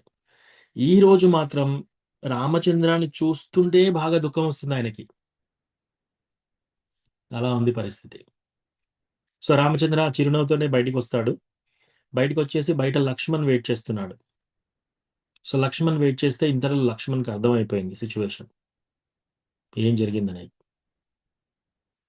అక్కడ అందరూ ఉన్నారు. ఆ సభ ముందట అందరూ ఈయనకి గ్రీటింగ్స్ ఇవ్వడానికి వచ్చారనమాట. చాలా మంది వచ్చారు. ప్లస్ ప్రజలందరూ వచ్చేసి ఆ యొక్క మహల్ ముందట ఉన్నారనమాట. ఆ భవనం ముందట అందరూ ఉన్నారు. సో ఇమ్మీడియట్లీ లక్ష్మణుడికి ఎంత కోపం వస్తుంది అంటే, ఆయన ఇట్లా ఊగిపోతున్నాడు అనమాట. ఊగిపోతే ఇట్లా నోరు ఇట్లా తెరిచి ఇట్లా చెప్పడానికి, మాట్లాడడానికి ప్రయత్నం చేస్తున్నాడు. ఇంతలో రామచంద్ర ఆయన చూడకుండా స్ట్రైట్ గా వెళ్తాడు, ముందుకు వెళ్తున్నాడు. సో ముందుకు వెళ్తుంటే ఇమీడియట్లీ ఏం చేస్తాడు, ఇంకా లక్ష్మణ్ అక్కడ మాట్లాడే ఛాన్స్ ఇవ్వలేదు. సో ఇదొకటి మనం గ్రహించాలి. ఎవరైనా బాగా కోపంగా ఉన్నప్పుడు వాళ్ళ కళ్ళల్లో మనం సూటిగా చూసి మనం వాళ్ళతో అప్పుడు చర్చించవలసిన అవసరము లేదు. ఎందుకంటే ఇప్పుడు సమయం సందర్భం ఎలా ఉంది. ఒకటి first thing, Lakshman first time ఈ విషయం విన్నాడు. ఆయన చాలా కోపంగా ఉన్నాడు లక్ష్మణ్. ఇప్పుడు లక్ష్మణ్తో చూసి ఆయన నోరు తెరిచి చెప్పేది ఏదైనా విన్నాడు అనుకోండి, ఇంక మొత్తం బయట అందరికీ అది ఎలా ఉంటుంది పరిస్థితి. సో రామచంద్ర అది డిఫ్యూజ్ చేయడం కోసము అసలు లక్ష్మణ్ వైపు చూడడం అన్నమాట. చూడకుండా డైరెక్ట్ గా నడుస్తున్నాడు ఇంకా ముందటికి. సో ఇమీడియట్లీ సుమంత్ర ఇటు సైడ్, లక్ష్మణ్ ఒకవైపు వెనకాల నడుస్తున్నారనమాట. వాళ్ళిద్దరి కళ్ళలో నుంచి నీళ్ళు వస్తున్నాయి. సో ఫస్ట్ వెళ్ళి వశిష్ఠ ముని దగ్గరికి వెళ్తాడు. అక్కడ యాక్చువల్గా పట్టాభిషేకం చేసే పూజ అన్నమాట. సో వశిష్ఠ ముని దగ్గరికి వెళ్ళేసి ఆయన యొక్క ప్రణామాలు తీసుకొని, ఆయన బ్లెస్సింగ్స్ తీసుకొని, వశిష్ఠ ముని కూడా అప్పటికి అర్థమైపోయింది సిచ్యువేషన్. సో ఆయన బ్లెస్సింగ్స్ తీసుకుంటాడు. అక్కడ సామాగ్రికి దండవత్ చేస్తాడు. దండవత్ చేసేసి అక్కడి నుంచి బయటకు వస్తాడు అనమాట. బయటకు వచ్చేసి ఇప్పుడు ప్రజల్ని చూడాలి. సో అందరూ వెళ్ళి ఆ చిరునవ్వుతోనే వెళ్తున్నాడు అనమాట. ప్రజలందరూ చూస్తున్నారు. అందరూ చూసి, ఓ చూసారా రామచంద్ర లోపలికి వెళ్ళేటప్పుడు ఎంత వెలుగుతో వెళ్ళాడు, ఇప్పుడు వచ్చినప్పుడు ఇంకా ఎక్కువగా వెలుగుగా ఉన్నాడు. ఆ ఇప్పుడు రాజు యొక్క కళ వచ్చేసింది ఆల్రెడీ. ఆ ఆ వార్త వినగానే ఆయనే ఆయన 1000 దీపాల్లాగా వెలుగుతుంది కాంతి ఆయన యొక్క ఫేస్ అని కొందరు అంటున్నారు. కొందరు ఇలా మాట్లాడుతున్నారు. సో ఇట్లా రకరకాల మంది అనుకుంటున్నారు అనమాట ఇప్పుడు. సో ఇంతలో కొందరు అంటున్నారు అనమాట, రామచంద్ర సరే మీరు లక్ష్మణ్‌ని అబ్జర్వ్ చేశారా? అటు సుమంత్రాన్ని అబ్జర్వ్ చేశారా? వాళ్ళిద్దరు ఏడుస్తున్నారు. ఏమో అయింది ఇక్కడ. ఏదో జరిగింది. హ్మ్. అని చెప్పేసి రామచంద్ర ఏమి అనౌన్స్ చేయడు. అందరికి ఒకసారి చూస్తాడు అందరిని. చూసేసి డైరెక్ట్‌గా అక్కడి నుంచి ఆహ్, తల్లి గృహానికి వెళ్తున్నాడు ఇప్పుడు. సో ఇంకా తల్లికి ఈ వార్త తెలీదు. సో రామచంద్ర రాగానే కౌసల్య చాలా హ్యాపీగా, ఎంతో సంతోషంగా పిలిచి, నేను ఈ రోజు కోసం వెయిట్ చేస్తున్నాను. హ్మ్. అని చెప్పేసి నీకు ఇష్టమైన వంటలన్నీ చేశాను ఈరోజు. ఎందుకంటే నువ్వు రేపు రాజు అయిన తర్వాత ప్రోటోకాల్ చాలా ఉంటుంది కదా. ఒక రాజు మహారాజు ఇంటికి రావాలన్నా సరే ఎంతో సెక్యూరిటీ ఉంటుంది. ఎన్నో రకాల ప్రోటోకాల్స్ ఉంటాయన్నమాట. ఎంతో మంది ముందు వచ్చి చెక్ చేయాలి. ఆ, రాజుని తీసుకురావడానికి ఒక ఛత్రి పట్టుకొని వస్తారు. ఇవన్నీ రకరకాలుగా ఉంటాయి కదా. సో నీకు అన్ని ఇష్టమైన నేను వంట చేశాను ఇవ్వాలని చెప్పగానే ఇంకా రామచంద్రుడు అంటాడు అనమాట. రామచంద్ర ఏం చెప్తాడంటే, ఆ, నేను పట్టాభిషేకం నాకు కావట్లేదు, నా బదులు భరతుడికి పట్టాభిషేకం అవుతుంది. నేను అడవికి వెళ్ళాలి ఇప్పుడు 14 రోజులు. ఇదే తండ్రి గారి ఆజ్ఞ. అనగానే ఆమె ఇమ్మీడియట్లీ అంటుందన్నమాట ఏడుస్తూ, అదేంటి ఈ విధంగా ఎలా అయింది? నేను నిన్ను రాజుగా చూడాలని చెప్పేసి నేను నిన్ను కన్న కాడ నుంచి నేను ఇలా ఎదురు చూస్తున్నాను కదా. ప్లస్ నేను ఎన్నో కష్టాలు అనుభవిస్తూ ప్లస్ ఆహ్, హ్మ్, కైకేయితో కూడా ఆహ్, అన్నీ భరిస్తూ నేనిక్కడ ఎందుకున్నాను? జస్ట్ నేను ఈ రోజు కోసం చూడ్డానికి కోసం కదా. ఈ మాట నీకు రాజు చెప్పాడా? కైకేయి చెప్పిందా అని.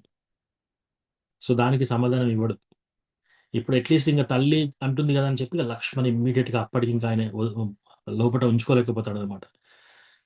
అన్నగారు నాకు ఆజ్ఞ ఇవ్వండి ఇప్పుడు. ఇమ్మీడియేట్‌గా వెళ్ళేసి నేను మొత్తం ఎంతమందినంటే అంతమందిని ధ్వంసం చేసైనా సరే, ఈవెన్ మహారాజొచ్చినా సరే, మహారాజును కూడా నేను యుద్ధంలో ఓడించి, అవసరమైతే ఆయన హత్య చేసి కూడా నీ రాజ్యాన్ని నీకిప్పిస్తాను.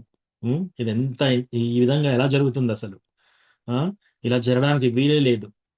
నీకంటే యోగ్యుడైన వాడు ఇంకెవరున్నారిక్కడ? హ్మ్. అనౌన్స్‌మెంట్ చేసిన తర్వాత మళ్ళీ వెనక్కి తీసుకోవడానికి అధికారం వాళ్ళకెలా ఉంటుంది? నీలో ఉన్న గుణగణాలు ఇవన్నీ అని చెప్పేసి ఆయన మాట్లాడుతూ ఉంటాడనమాట. మాట్లాడుతుంటే ఇప్పుడు చెప్తున్నాడింక రామచంద్ర. సో, రామచంద్ర ఏమంటాడంటే, ఇప్పుడు మనము మన తండ్రికి ఆయన యొక్క ఇచ్చిన మాట నిలబెట్టుకోవాలి. అది మనం చేసే కర్తవ్యం.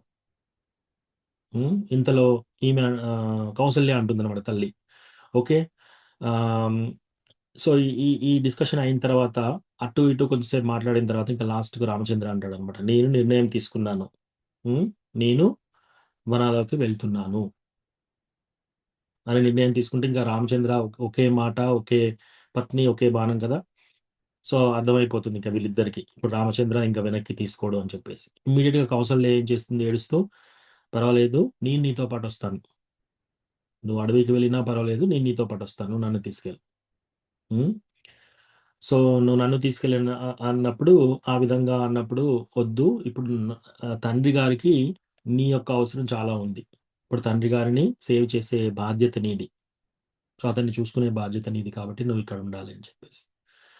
మళ్ళీ ఇంకోటి ఇంకా ఫుడ్ విషయంలో ఆమె అన్నీ చేస్తుంది గదా. ఇంకొకటి ప్రతిజ్ఞ చేస్తాడు. ఏమని?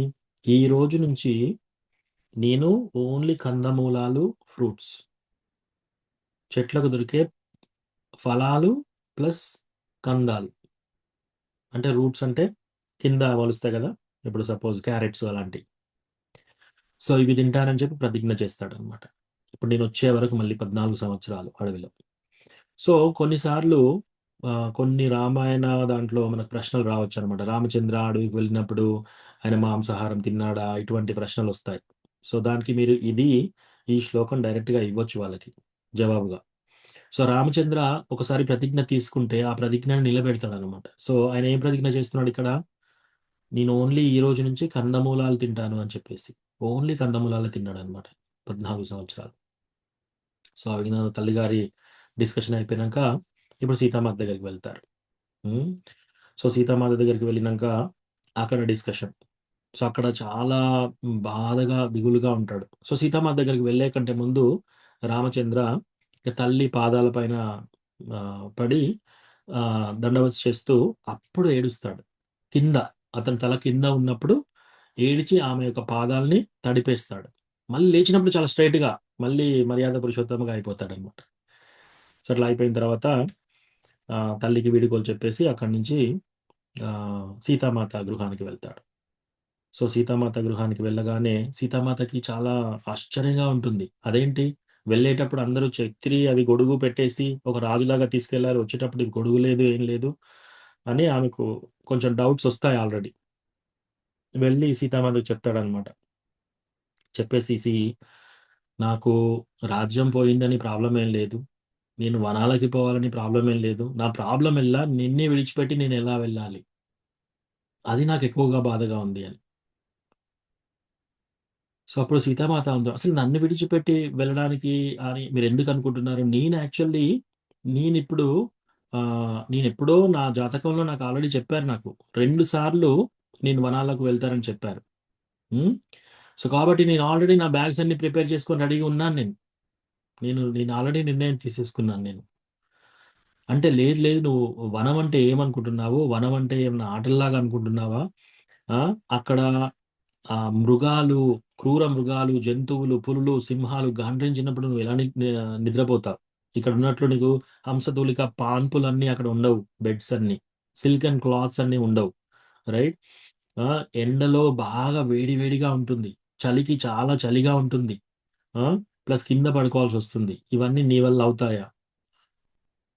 అప్పుడు సీతామాత అంటుందన్నమాట. ఎప్పుడు ఎటువంటి కండిషన్‌లో అయినా సరే, మీ కండిషన్ ఎటువంటి కండిషన్ అయినా సరే, ఇవన్నీ ఉండి నేను ఇవన్నీ అనుభవిస్తూ ఇక్కడున్న దానికంటే నేను అక్కడుంటేనే నేను నాకు సంతోషంగా ఉంటుంది. మీకు సేవ చేస్తూ. అని చెప్పేసి ఆమె వారిస్తుందనమాట. సో, ఇట్లా వీళ్ళిద్దరూ back and fourth, back and fourth, back and fourth ఇదొక ఒక చిన్న ఆర్గ్యుమెంట్ లాగా అవుతుంది. ఒక గొడవలాగా అవుతుందనమాట. నువ్వొద్దు అని చెప్పేసి, లేదు నేనొస్తాను అని చెప్పేసి. సో, ఇట్లా బ్యాక్ అండ్ ఫోర్త్ అయితూ ఉంటే, అప్పుడు సీతామాత ఒక హార్ష్‌గా ఒక మాట చెప్తుంది అనమాట. ఒకవేళ నా తండ్రి ఇప్పుడిక్కడుంటే అని అనుకునేవాడు. హ్మ్. ఆయనే కూతురిని ఒక ఆహ్, స్త్రీ రూపంలో ఉన్న పురుషునికిచ్చాడు అని చెప్పేసి. అడవికి తీసుకెళ్ళడానికి జంకుతున్నాడు అని చెప్పేసి. ఆ మాటతో చాలా ఆహ్, రామచంద్రకి చాలా ఇన్సల్ట్ లాగా అవుతుంది. సో, అప్పుడు వాళ్ళిద్దరికీ కొద్దిసేపు ఘర్షణ అన్నమాట. సో, దాంట్లో మళ్ళీ కొన్ని సంవత్సరాల తర్వాత 13 సంవత్సరాల తర్వాత మళ్ళీ ఆ మాటను సరిదిద్దే అవకాశం సీతామాతకు లభిస్తుంది. సో, అట్లా చెప్పేసి అక్కడ కూడా చూడండి వాళ్ళిద్దరు ఫైట్ చేసేదేంటి? నేను చెప్పింది నువ్వు విను, నువ్వు చెప్పింది నేను విను అని అట్లా కాదు. నేను నిన్ను రావద్దని ఎందుకంటున్నాను? నీకు ఇబ్బందవుతుంది. సీతామాత ఏమంటుంది? లేదు లేదు నేనొచ్చి నీకు సేవ చేస్తాను. నేను రావాలి. నేనొస్తే నేను నీకు సేవ చేయగలుగుతాను. ఇంకోటేమంటుంది? నేను నీకంటే ముందు నడుస్తాను. ముల్లులన్నిటిని తొక్కేస్తూ వెళ్తాను. నీకు దారి ఏర్పాటు చేస్తాను నేను. అంటే సీతామాత చెప్తుంది అన్నమాట. నేను ముందు లంకకి వెళ్తాను. ముల్లులన్నీ తొక్కేసుకుంటూ వెళ్తాను. నేనెళ్ళి నీకు దారి వచ్చేలా నేను నేను ప్రిపేర్ చేస్తానని చెప్పేసి. సో, ఆ విధంగా. సో, అట్లా డిస్కషన్ అయిపోయి ఫైనల్‌గా వాళ్ళిద్దరూ వెళ్ళడానికి రెడీ అవుతారు. ఇంతలో లక్ష్మణ్ గూడా వస్తాడు. లక్ష్మణ్‌ని కొద్దిసేపు వారిస్తే ఆయన చాలా ఏడుస్తాడు. సో, మొత్తానికి ముగ్గురు వెళ్దామని చెప్పేసి వెళ్తూ ఉంటే అక్కడ ఇంకా స్ట్రిక్ట్‌గా ఉంటుందీమె. ఎవరు? కైకేయి. ఆమె వెళ్లి నార వస్త్రాలు ఆల్రెడీ రాముడు, లక్ష్మణుడు యేసుకున్నారు ఆల్రెడీ. సో, సీతామాత గూడా నార వస్త్రాలేసుకోవాలంటే నార వస్త్రాలు ఇచ్చేస్తుందామెకి. నార వస్త్రాలంటే ఏంటి? ఈ కొబ్బరి పీచు ఇలాంటివుంటాయి గదా! అటువంటి చెట్లతో చేసే వస్త్రాలు. అటువంటిది ఆమె ఎప్పుడు కట్టుకోలేదు. సో, అవి ఇస్తుంటే అప్పుడు వశిష్ఠ వస్తాడనమాట. వశిష్ఠ మహర్షి వచ్చేసి చాలా గట్టిగా వారిస్తాడనమాట. యెస్. నువ్వు అడిగిన కోరికలేంటి? 2 కోరికలు. ఫస్ట్‌దేంటి? రామచంద్ర యొక్క పట్టాభిషేకం బదులు దశ భరతుడి పట్టాభిషేకం. ఓకే. తర్వాత రాముడి యొక్క వనవాసం. నువ్వు సీతామాత గురించి ఏం కండిషన్ పెట్టలే గదా! అని చెప్పేసి గట్టిగా వారిస్తాడనమాట. సో, అప్పుడు ఒప్పుకొని ఆ విధంగా వాళ్ళు ఆహ్, ఇంకా అడవికి వెళ్ళడానికి రెడీ అవుతున్నారనమాట. సో, అడవికి వెళ్ళడానికి రెడీ అయినప్పుడు ఇంక వీళ్ళు రథానికి ఎక్కి కూర్చుంటారు. అంతలో ఇంకా దశరథ మహారాజు ఇంకా ఏడుస్తూ వస్తున్నాడనమాట. ఇంతలో సుమంత్ర వీళ్ళందరిని రెడీ చేసేసి వీళ్ళు రథం ఎక్కారు. అందరూ ఏడుస్తున్నారు ప్రతి ఒక్కరు. ఏడుస్తూ, ఏడుస్తూ ఉంటే అక్కడ రామచంద్ర చెప్తున్నాడనమాట. త్వరగా వెళ్ళండి అని. ఓకే. సో, ఇంతలో ఈయనేమంటున్నాడు దశరథ్ మహారాజు రాజు కదా! ఆయన అంటున్నాడనమాట. "ఓ సుమంత్ర ఆగు, ఆగు వెళ్ళకు. రథాన్ని ముందుకు తీసుకెళ్ళకు." రామచంద్ర ఏమంటున్నాడు, "లేదు లేదు నువ్వు రథాన్ని ముందుకు తీసుకెళ్ళు" అని చెప్పి ఇంకోటి చెప్తాడనమాట. "నువ్వు తీసుకెళ్ళు ఒకవేళ నువ్వు తీసుకెళ్ళి మమ్మల్ని దించి వచ్చిన తర్వాత అడిగితే నాకు ఈ డిస్టర్బెన్స్‌లో నాకు వినిపించలేదు అని చెప్పు అని. అంటే అబద్ధం చెప్పమని చెప్పి రామచంద్ర చెప్తున్నాడనమాట. సో, దీంట్లో మనం తెలుసుకోవాల్సిందేంటంటే సీ ని నిజము, అబద్ధము ఎప్పుడైనా కూడా truth what is right and what is wrong. ఏది ట్రూత్, ఏది ఫాల్స్. మనం సత్యం పలకాలా, అబద్ధం చెప్పాలా? దాంట్లో నిగూఢంగా ఏముందిక్కడ? అది తెలుసుకోవాలి మనం. సో, ఒక సత్యం ద్వారా ఆఫ్‌కోర్స్ ఏదైనా కృష్ణ కాన్షియస్ కోసమే చేయాలి మనం. ఆ సత్యం ద్వారా న్ నలుగురికి, అందరికీ మేలయ్యే సత్యమైతే అది చెప్పాలి. అట్లా అని చెప్పి మనం అన్ని రకాలుగా తప్పులు చేసేసి అబద్ధం చెప్పమని కాదిక్కడ. కృష్ణ భగవానుని భక్తికి ముందుకు వెళ్ళడం కోసము నలుగురికి, అందరికి ఉపయోగపడేది అది అబద్ధమైనా సరే ఆహ్, చెప్పొచ్చు. సో, అట్లా తీసుకోవాలి ఈ విషయం. సో, అట్లా అక్కడి నుంచి ఇంక వెళ్తారు. ఇదొక ఎపిసోడ్. తర్వాత ఇంకొక ఎపిసోడ్ చెప్తాను నేను. ఇప్పుడు ఈ కథ ఇలాగే చెప్తూ పోతే మనం ఆ ఎపిసోడ్‌కి ఎంటర్ కాలేమనమాట. సో, సీత అపహరణకి రావణాసురుడు ప్లాన్ చేస్తున్నాడనమాట. సో, రావణాసురుడు ప్లాన్ చేసేసి మరీచాని తీసుకొస్తాడు. సో, మరీచాని తీసుకొచ్చేసేసి మరీచాని మరీచ ఎవరు? రావణాసురుడి యొక్క మామ. సో, మరీచ ఆల్రెడీ ఒకసారి ఏమైంది? రామచంద్ర ఒక బాణం ఏస్తాడు. ఆయన మానవాస్త్రం. ఆయనను చంపడు. ఆహ్, ఆహ్, విశ్వామిత్ర యజ్ఞంలో. సో, ఈయనేంటంటే ఒక 100 యోజనాలు దూరంలో పడిపోతాడనమాట. అంటే దగ్గర దగ్గర 1500 కిలోమీటర్లు. సో, ఎప్పుడన్నా చూడండి ఎవరన్నా ఒక తన్నామనుకోండి గట్టిగా, ఎంత దూరం పడతారు మహా అంటే? ఒక అడుగు, 2 అడుగులు మనకు కనపడే ముందట పడతారు. ఇక్కడ ఏ విధంగా దెబ్బ తగిలిందంటే ఆయనకి, మధ్యప్రదేశ్ ప్రాంతంలో తంతే వెళ్లి కన్యాకుమారిలో పడ్డాడు. అంత ఇంపాక్ట్ కలిగిందనమాట. సో, అప్పటినుంచి మరీచ రాక్షసుడికి ఎటు చూసినా రామచంద్ర కనిపిస్తున్నాడనమాట. ఇప్పుడు చూడండి ఎప్పుడన్నా మనం ఒకసారి ఒక పాము కనిపించిందనుకో రాత్రి వేళ ఒకసారి పామును దగ్గరగా చూసామనుకోండి, ఎటు చూసినా మనకు ఆ పామే కనిపిస్తుంది భయంతో. సో, అట్లా ఈ మరీచాకి ఎంత ఇంపాక్ట్ కలిగిందంటే ఈ దెబ్బతో, ఎటు చూసినా రాముడే కనిపిస్తున్నాడు. ఎటు చూసినా రాముడే. సో, మళ్ళీ మధ్యలో ఒకసారి వీళ్ళు దండకారణ్యాలో వెళ్తుంటా మరీచ ఇంకో ఇద్దరు రాక్షసులు వాళ్ళు జింక రూపంలో తీసేసుకొని వీళ్ళని వెంబడిస్తున్నారనమాట. వీళ్ళని వెంబడిస్తూ వీళ్ళని తిందామని చెప్పేసి ఎవరో ముగ్గురు మనుషులు వెళ్తున్నారండి. ఫాస్ట్‌గా ఉరికొస్తున్నారు. సో, ఇంతలో రామచంద్ర బోవ్ అండ్ యారో తీసుకున్నాడు. బాణాలు తీసేసుకొని ఏస్తున్నాడు. అప్పుడు చూస్తాడు రామచంద్ర ఫేస్ చూసేసి మరీచ ఏం చేస్తాడు రిటర్న్ వెనక్కి తిరిగి మళ్ళీ ఫాస్ట్‌గా ఉరుకుతున్నాడు. ఈ మిగతా ఇద్దరు రాక్షసులకు ఆల్రెడీ బాణాలు పడతాయి. వాళ్ళు చనిపోతారు. ఈయన ఫరారైపోతాడు అక్కడి నుంచి. సో, అప్పటినుంచి ఇంకా రెండోసారి దెబ్బ. రెండోసారి ఇది ఎలా ఉందంటే ఇంపాక్ట్ ఇంకా లంకలో అన్నీ వదిలేస్తాడు. కాషాయ వస్త్రాలేసుకుంటాడు. ఈ మరీచ రాక్షసుడు. ఓన్లీ కందమూలాలు తింటున్నాడు. ఎటు చూసినా రామ, రామ ఎప్పుడు ఎవరైనా రా అంటే రాగా అని పిలిచారనుకోండి ఫర్ ఎగ్జాంపుల్. రా అనగానే ఇక్కడ మా అంటారా అని చెప్పేసి దడదడలాడిపోతుంటాడు అతను. సో, ఆ విధంగా టెన్షన్‌లో ఉంటాడనమాట. ఎటు చూసినా ఇంకా full Rama consciousness. Full Krishna గురించే. కృష్ణ కాన్షియస్‌నెస్ అయిపోతాడనమాట. కాకపోతే చెడుగా. సో, అట్లా ఉంది భయంతో. ఇంతలో రావణ వస్తాడు.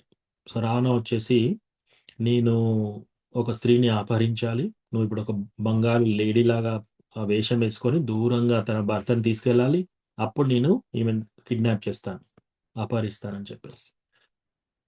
సో, ఈ ప్లాన్ అంతా అండి అసలు ఎవరు వీళ్ళు అంటే రామ అని చెప్తాడన్నమాట. రామ అనగానే ఇమ్మీడియేట్‌లీ టెర్రర్ అసలు. మరీచాకి ఇంకా వణుకొచ్చేస్తుంది. చూసి ఓ రావణ! నేను నీకు చాలా జాగ్రత్తగా చెప్తున్నాను విను. రామచంద్ర మామూలు మామూలు మానవుడు కాదు. నాకొకసారి ఆయన బాణం దెబ్బ తగిలింది. నేనెళ్లి 100 యోజనాల దూరంలో పడ్డాను. నేనింత శక్తి ఉంది నాకు. ఆ రోజు నుంచి ఇప్పటి వరకు నాకు రామ అనే శబ్దం వింటేనే ఇట్లా వణుకులాగుంది. రా అంటే ఎప్పుడైనా మా అంటారేమో అని చెప్పేసి. నువ్వు ఇది మానుకో. నువ్వు సీతామాతని తీసుకొచ్చి అపహరించే ప్లాన్ నువ్వు చేయకు. నీ ప్రాణాల మీద ఆశ ఉంటే ఈ పని చేయకు అని. సో, అప్పుడు నువ్వు ఈ పని చేస్తావా? నేను నిన్ను సంహరించాలా? అని రావణాసురుడు అంటాడనమాట. So, okay. ఇప్పుడు ఇతను ఎలాగో వినేటట్టు లేడని చెప్పేసి, నేను రాముడి చేతిలో నుంచి చనిపోతానని చెప్పి నిర్ణయం తీసుకొని, సో ఆ మాయాలేడిలాగా వేషం వేసేసుకొని చాలా దూరంగా రామాన్ని తీసుకెళ్తాడు. ఇంకా లాస్ట్‌కి బాణం వేసేటప్పటికి ఆ బాణం డైరెక్ట్‌గా వచ్చేసి ఆయన ఛాతీలో దిగినప్పుడు పైకి ఎగురుతాడనమాట. ఎగిరి ఆ! సీతా లక్ష్మణ్, సీతా లక్ష్మణ్ అంటూ మరణిస్తాడు. సో, మార్టిర్ ఇప్పుడు యుద్ధంలో ఎవరైనా మరణించారనుకోండి, ఫైట్ చేస్తూ వాళ్ళకి మెడల్స్ ఇస్తారు. ఇతను ఎవరి కోసం ఫైట్ చేశాడు మరణించే ముందు? రావణాసురుడి కార్యం కోసం అలా చనిపోయాడు. ఇంకొకటి తీసుకుందాం. ఇంతలో ఈ రావణాసురుడు సీతామాతను అపహరించేసి తీసుకెళ్తున్నాడు. తీసుకెళ్తుంటే అక్కడ ఒక పక్షి జటాయు. సో, జటాయు చాలా ముస్సలి పక్షి అన్నమాట. ఆ ముసలి పక్షి చూస్తుంది. చూసేసి ఇమ్మీడియేట్‌గా రెక్కలు ఆడిస్తూ ఫస్ట్ వెళ్లి ఆపుతాడు. ఆ జటాయు ఆపేసి "ఓ రావణ్ ఎవరు నువ్వు? ఆ! సీతామాతను అపహరించడానికి ప్రయత్నం చేస్తున్నావా? నా ప్రాణాలు ఉండగా నువ్వు తీసుకెళ్ళలేవు" అని చెప్పేసి. సో, జటాయుకి అప్పటికి తెలుసు. జటాయు చాలా చాలా ఓల్డ్ ముస్సలి పక్షి. హ్మ్. సో, ఇంత ముసలి పక్షి ఎట్లాగో రావణాసురుడిని సంహరించలేడని ఆయనకు తెలుసు. ఇది సూసైడ్ మిషన్. ఆయనతో ఫైటింగ్ అంటే ఇంకా సూసైడ్ చేసుకున్నట్టే. ఆయన చనిపోతాడని కూడా తెలుసు. అయినా కూడా వెళ్తాడన్నమాట. వెళ్ళి జటాయు ఆపుతాడు. ఆపితే రావణాసురుడు వినడు. అప్పటికి ఇంకా ఇతను కాచుకో నాతోని ఫైట్ చేయండి. నువ్వు ఇక్కడి నుంచి నువ్వు సీతామాతను తీసుకెళ్ళలేవు అని చెప్పేసి చాలా భీకరంగా ఫైటింగ్ అన్నమాట. ఆ గాలిలో వెళ్ళి అటు తిరిగి, ఇటు తిరిగి ఆయనను ఆహ్, ఆహ్, ఆహ్, ఆహ్, ఆహ్, ఆహ్, క్లాస్ అంటారు ఇంగ్లీష్‌లో. సో, వాటితో గీరుతున్నాడనమాట గోర్లతో. గీరుతూ రావణాసురుడి యొక్క ఆర్మర్ ఆయన యొక్క కవచం. ఆ కవచం అంతా తీసేస్తాడు. తీసేసి ఆయన ఫేస్ పైన, వెన్ను పైన అంతా ఇట్లా గీరుతుంటాడనమాట. మొత్తం రక్తం వస్తుంది అతనికి. హ్మ్. తర్వాత వెళ్లి ఆయన కాళ్ళతో పొడుస్తున్నాడు. తర్వాత స్పీడ్‌గా వచ్చేసి మళ్ళీ ఇటొచ్చేసి డాష్ చేసేసి ఆయనే రథం గాడిదలతో నడుస్తుంది రథం. ఆ గాడిదలన్నిటిని చంపేస్తాడు. ఎవరు? జటాయు. చంపేసి ఇంక రథం కూలిపోతుంది. ఓ రథం కూలిపోయినాక ఇంకో రథం తీసుకొచ్చుకుంటాడు రావణాసురుడు. మళ్ళీ ఇంకొక ఆర్మర్ తెచ్చుకుంటాడు. ఇంకొక ఆర్మర్ తెచ్చుకొని ఇప్పుడు 20 చేతులు ఓపెన్ చేస్తాడు. 10 తలలు ఓపెన్ చేస్తాడు. ఓపెన్ చేసి ఫైటింగ్ చేస్తున్నాడన్నమాట. ఈయన దగ్గర అన్ని వెపన్స్ ఉన్నాయి ఇతని దగ్గర. జటాయు దగ్గర వెపన్స్ లేవు. అలా ఫైట్ చేస్తున్నా గూడా మళ్ళీ ఇంకో రెండో రథం కూడా కూల్చేస్తాడు. అప్పుడు రావణాసురుడు కింద పడతాడు. కింద పడ్డప్పుడు కూడా ఆయనను బయట నుంచి వచ్చేసి ఆయనను గీరి ఆయన మొత్తం రక్తం అంతా చిందించేలాగా ఫైట్ చేస్తున్నాడు. ఇంకా ఇట్లా మామూలుగా కాదని చెప్పేసి ఇక ఖడ్గం తీసేసి మళ్ళీ ఇంకో విమానంలో వెళ్తుంటే అప్పుడు ఆహ్, జటాయు యొక్క రెక్కలు కట్ చేస్తాడు. రెక్కలు కట్ చేయగానే ఆయన ఏం చేస్తున్నాడు అక్కడి నుంచి ఇంకా అక్కడి నుంచి ఆ వెయిట్‌తో చాలా పెద్ద పక్షి. చాలా చాలా పెద్ద పక్షి. ఆ వెయిట్‌తో ఒక రక్తపు మడుగులో పడుతుందనమాట. మొత్తం చుట్టూ రక్తం. సో, జటాయు ఇక్కడ మరణించాడు కానీ ఎవరి కోసం? రామచంద్ర కోసం. రామ కార్యంలో మరణించాడు. సో, జటాయు అలా పడ్డాక అప్పుడు రామ, లక్ష్మణులు ఇద్దరు వెతుకుతూ ఇక్కడికొస్తారన్నమాట. ఫస్ట్ రామచంద్ర చూసేసి ఆ! ఏంటిది అని చెప్పేసి. అప్పటికి సీతామాత అంటుంది, "ఓ జటాయు నువ్వు ఇప్పుడు ఫైట్ చేయకు. నువ్వు ఫైట్ చేయలేవు. నీకు సరిపోదు. నువ్వు ముసలివాడివయిపోయావు. నువ్వు ఫైట్ చేయలేవు. కేవలం వార్త అందించు రామచంద్రకి. ఇట్లా పలానా రావణ కిడ్నాప్ చేశాడని చెప్పేసి చెప్పు. అది చెప్తే సరిపోతుందని." కానీ జటాయు ఇంకొక విషయం చేశాడు యాక్చువల్లీ. సో, రావణాసురుడు ఎంత తెలివి ఉపయోగించాడిక్కడ అంటే, ఆయన వింధ్యా ముహూర్తంలో అంటే, ఆ ముహూర్తంలో ఏదైనా ఎవరైనా పోగొట్టుకుంటే మళ్ళీ తిరిగి రాదు. సో, జటాయు ఆ ముహూర్తంలో జటాయుకు ఆ నాలెడ్జ్ ఉంది. ఇది వింధ్యా ముహూర్తం ఈ ముహూర్తము ఇక్కడి నుంచి ఇప్పుడు సీతామాతని అపహరించుకొని తీసుకెళ్తే మళ్ళీ సీతామాత ఎప్పుడు మళ్ళీ రామచంద్ర దగ్గరికి రాదు అని చెప్పేసి. సో, ఆ ముహూర్తం దాటేంత వరకు ఫైట్ చేస్తాడు. ఫైట్ చేసి ఆ తర్వాత పునర్వసు ముహూర్తం వస్తుంది. పునర్వసు ముహూర్తంలో ఏదైతే పోతుందో అది కంపల్సరీ మళ్ళా ఆ యజమానికి దక్కుతుంది. సో, ఎప్పుడైతే ఈ విందా ముహూర్తం దాటి పునర్వసు ముహూర్తం వచ్చేంత వరకు ఫైట్ చేసి అప్పుడు ఆయనే కింద పడతాడనమాట. సో, జటాయు ఓడిపోయాడు కానీ గెలిచాడు. రైట్. అటు మరీచ గెలిచినట్టు గెలిచాడు కానీ ఓడిపోయాడు. రావణాసురుడు కూడా సీతను అపహరించడానికి గెలిచాడు. ఇప్పుడు వీళ్ళిద్దరి ఫైట్ లో, జటాయు రావణాసురుడి ఫైట్ లో రావణాసురుడు గెలిచినట్టు కనిపిస్తుంది మనకి, కానీ అతను ఓడిపోయాడు. ఇతను ఓడిపోయినట్టు మనకు కనిపిస్తుంది, కానీ ఇతను గెలిచాడు. ఎందుకు? రామచంద్ర వచ్చి చూస్తూ చూస్తూ వచ్చి ఈ రక్తపు మడుగులో ఉంటే ఫస్ట్ డౌట్ రామచంద్రకి ఏమొస్తుంది? ఓ ఈ ఈ ఈ మృగము, ఈ ఈ రాక్షసుడు ఎవరో సీతాన్ని తినేశాడేమో అని చెప్పేసి డైరెక్ట్ గా బాణాలు పట్టుకొని వస్తుంటే రామ రామ రామ అంటున్నాడు అతను. సో ఇదేంటి రామ అంటున్నాడు అని చెప్పేసి అప్పుడు బాణాలు దించేసి ఆయన దగ్గరికి రాగానే, నేను ఇట్లా జటాయుని, నీ యొక్క తండ్రి యొక్క స్నేహితుడిని అని చెప్పగానే ఇమ్మీడియట్లీ ఆయన ఒళ్ళోకి తీసుకుంటాడు. తీసుకొని ఇట్లా రావణాసురుడు కిడ్నాప్ చేశాడు సీతామాతని, నేను ఆపలేకపోయాను, నన్ను క్షమించు, ఉమ్, నా ప్రయత్నం అంతా చేశాను నేను అని చెప్పేసి. సో అప్పుడు అలా అలా రామచంద్ర వైపు చూస్తూ అప్పుడు రామచంద్ర ఇమ్మీడియట్లీ అప్పుడు చెప్తాడు అనమాట. ఇంతసేపు మానవ రూపంలోనే ఉన్నట్టుగా కనిపిస్తుంది రామచంద్ర, అప్పుడు అంటున్నాడు అనమాట, ఓ జటాయు, నువ్వు చేసిన సేవకి నిన్ను ఇప్పుడే డైరెక్ట్ గా నేను వైకుంఠానికి పంపిస్తున్నాను అని చెప్పేసి డైరెక్ట్ వైకుంఠ లోకానికి పంపిస్తాడు అనమాట. సో అట్లా జటాయు ప్యూర్ డివోటీ, అక్కడ ఓడిపోయినా కూడా అక్కడికి గెలిచాడు యాక్చువల్లీ. ప్లస్ ఆయన యొక్క లాస్ట్ రైట్స్, చనిపోయిన తర్వాత అంత్యక్రియలు ఎవరు చేశారు? రామచంద్ర లక్ష్మణులు చేశారు డివోటీకి. సో ఆ విధంగా అటువంటి యోగం దక్కుతుంది. సో ఈ రెండు చూస్తే మనము, మరీచ ఏం చేస్తున్నాడు? ఒక ఫాల్స్, ఆయనకు గురువు అనేది లేదు. ఒక సాధువు అయ్యాను అనుకుంటున్నాడు అతను. సాధువు అయ్యాను అన్నాడు, ఒక కాషాయ వస్త్రాలు వేసుకున్నాడు, కందమూలాలు తింటున్నాడు, ఆ ఇవన్నీ చేస్తున్నాడు, కానీ ఏది ధర్మము ఏది అధర్మము తెలియదు ఆయనకి. లాస్ట్ కి రావణాసురుడి కార్యం చేస్తూ చేస్తూ చనిపోయాడు. చనిపోయే ముందు కూడా రావణాసురుడికి ఏది హెల్ప్ అవుతుందో అది చేశాడు. ఇతను ఏం చేశాడు? జటాయు చనిపోతూ చనిపోతూ రామచంద్రకి ఏది ఏది రామకార్యం ఏంటో అది చేశాడు. రామచంద్రకి ఏది ఏది మంచిదో అది చేస్తూ చేస్తూ ఇతను మరణించాడు. సో ఇది డివోటీ.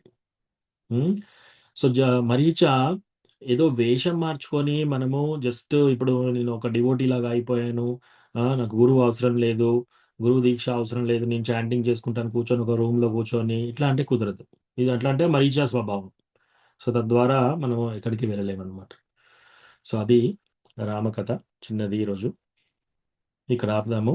ఎవరికైనా ఏమైనా ప్రశ్నలు రిఫ్లెక్షన్స్ ఉంటే ఇప్పుడు డిస్కస్ చేద్దాం. హరే కృష్ణ. సీతారాం లక్ష్మణ్ హనుమాన్ కి జై. ధన్యవాద ప్రణామాలు ప్రభుజీ. ధన్యవాద చాలా ప్రణామం. విషయాలు తెలుసు. ముఖ్యంగా వింధ్య ముహూర్తం, పునర్వసు ముహూర్తం గురించి మొదటిసారిగా వింటున్నాను. తర్వాత 14 సంవత్సరాల్లో ఏదైనా లాజిక్ ఏమైనా ఉందా? ఎస్ ఉంది ప్రభుజీ. ఎందుకంటే అక్కడ మన భారతంలో ఏమో 11 సంవత్సరాలు ప్లస్ 1 వింటాము, ఇక్కడేమో 14 సంవత్సరాలు విన్నాము. అంటే లా ప్రకారం ఏంటంటే ఒక మనిషి 11 సంవత్సరాలు కానీ 12 సంవత్సరాలు కనిపించకపోతే కనుక we can take the order from the court that is not appeared అని చెప్పి ఫర్దర్ గా ప్రొసీడ్ అవచ్చు according to the law. But what is the reason behind the 14 years? So 14 సంవత్సరాల్లో, త్రేతాయుగంలో 14 సంవత్సరాలు మనం ఏదైనా దూరం అయిపోతే ఇంకా అది మనది కాదు అని అర్థం. ఓకే, సో అది ఆలోచించి 14 సంవత్సరాలు అలా పెట్టారు. అదే సేమ్ ద్వాపర యుగంలో 13 సంవత్సరాలు. సో 12 సంవత్సరాలు వనవాసం ప్లస్ 1 సంవత్సరం అజ్ఞాతవాసం. సో అప్పుడు వీళ్ళు కూడా మొత్తం రాజ్యం కోల్పోయినట్టు ఇది. ఇప్పుడు కూడా ఇప్పుడు మనకి ముంబైలో కూడా ఒక లా ఉంది యాక్చువల్లీ. ఎవరన్నా వచ్చేసి ఐ థింక్ 11 సంవత్సరాలు అనుకుంటా, ఏదైనా ప్రాపర్టీలో లా లెవెల్ 11 సంవత్సరాలు లా ప్రకారం ఒక మనిషి కనిపించకపోయినా కూడా 11 సంవత్సరాలు అయిన తర్వాతే ఆ ప్రాపర్టీ ఇంకోళ్ళకి వెళ్ళటం కానీ ఆ వారసులకు అది జరుగుద్ది అనమాట. అంటే యుగాన్ని బట్టి ఒక్కొక్క సంవత్సరం తగ్గుతూ వచ్చింది అనమాట. 2 years. Okay, thank you Prabhuji, clarify చేశారు. చాలా అద్భుతంగా ఉంది.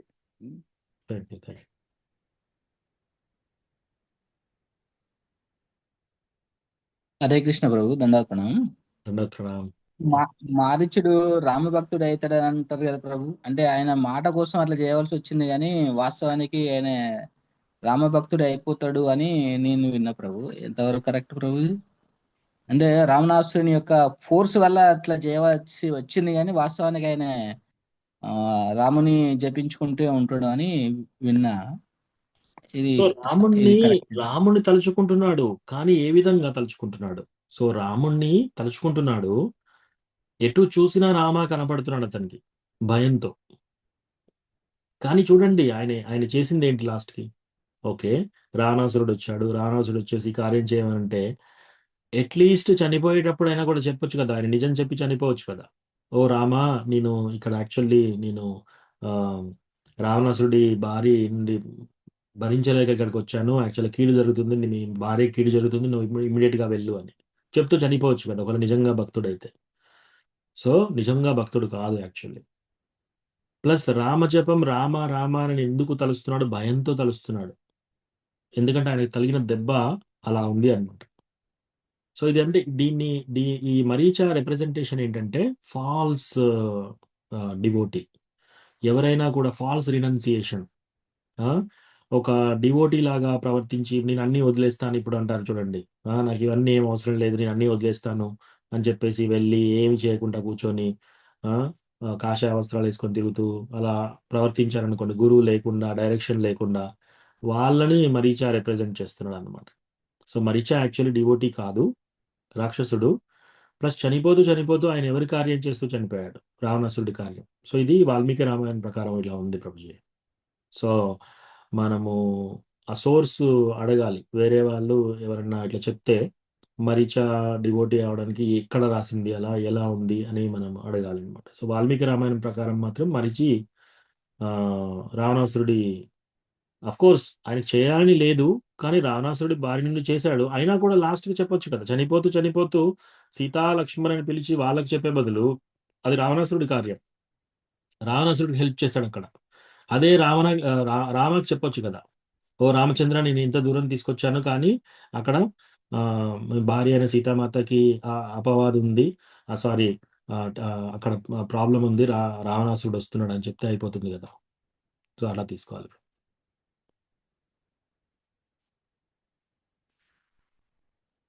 Okay, thank you Prabhu, thank you, ధన్యవాదాలు. ప్రభు హరే కృష్ణ ప్రభు. ఎస్ మాతాజీ. రాకృష్ణ కదా ప్రభు, వాళ్ళ రాముని చేతిలో చనిపోతే ఆయనకు మోక్షం ఉంటుందండి, ఉంటుందా ప్రభు వాళ్ళ మోక్షం అనేది? ఈ విషయంలో తెలియదు మాతాజీ, ఎందుకంటే ఎస్ రామచంద్ర చేతిలో చనిపోయాడు, కానీ ఆయన లాస్ట్ చేసిన కార్యం ఏంటి? అదే ఆయన చేసిన కార్యం మాత్రం రావణాసురుడికే కదా. రామ అని చనిపోయిన మోక్షం ఉంటుండే ఆయన. ఇంకోటి ఏంటంటే ఓన్లీ కృష్ణ చేతిలో చనిపోయిన వాళ్ళకే మోక్షం. ఇంకా విష్ణు ఏ అవతారాల్లో వచ్చినా వాళ్ళ చేతిలో చనిపోయినా కూడా వాళ్ళకి మోక్షం వచ్చినట్టు ఎక్కడ లేదు శాస్త్రంలో. సో కృష్ణ డివోటీ, కృష్ణ ఎవరినైనా చంపాడు అనుకోండి, ఎస్ వాళ్ళ గ్యారంటీగా మోక్షం వస్తుంది. కానీ ఈవెన్ మిగతా విష్ణుతత్వ రామ కానీ నరసింహ కానీ వీళ్ళందరూ ఎవరైనా వీళ్ళ చేతిలో చనిపోయినా కూడా వాళ్ళకి మోక్షం వచ్చినట్టు మనకి ఇక్కడ అది చెప్పలేదు. సో ఓన్లీ కృష్ణకి వర్తిస్తుంది అది. ఓకే ప్రభుజీ హరే కృష్ణ. ఎస్ మాతాజీ. ఈ వింధ్యా ముహూర్తం అనేది అంత బ్యాడ్ ముహూర్తమా ప్రభుజీ? నేను ఎప్పుడు వినలేదు, రామాయణం గాని రామకథలు ఎన్నో సార్లు విన్నా గానీ ఇది ఫస్ట్ టైం ప్రభుజీ వినడం. ఎస్ మాతాజీ, వింధ్యా ముహూర్తంలో మనం ఏదైనా పోగొట్టుకుంటే మళ్ళీ మనకు అది రాదు, వెనక్కి రాదు. అది మనకి ఎలా తెలుసు ప్రభుజీ మరి వింధ్యా ముహూర్తం అని? సో యాజ్ డివోటీస్ మనకు ఆ ముహూర్తాలన్నీ ఏమి పట్టించుకోవాల్సిన అవసరం లేదు మాతాజీ. మనము 100% మనం కృష్ణ కాన్షియస్ లో ఉంటాము. మనకు అప్పుడు ఏ ముహూర్తంలో ఏది పోయినా కూడా ఒకవేళ అది మన దగ్గర రావాలి అంటే కృష్ణ మన దగ్గర పంపిస్తాడు, లేదు అంటే కృష్ణ మనకి ఇవ్వడు, no problem. So as devotees మనం చాలా సింపుల్ అన్నమాట. ఓకే, సో మనం ఎప్పుడైనా ఈ ముహూర్తాలు చూసుకోవడము ప్లస్ ఇట్లా ఇట్లా క్యాల్కులేట్ చేయడం ఇవన్నీ అవసరం లేదు మనకి, ఎందుకంటే అన్ని ముహూర్తాలలో అన్ని టైం వేళలు అన్ని వేళలా మనం కృష్ణ గురించి తలుచుకుంటున్నాం. Okay Prabhuji, thank you. సతతం కీర్తయంతో మాం.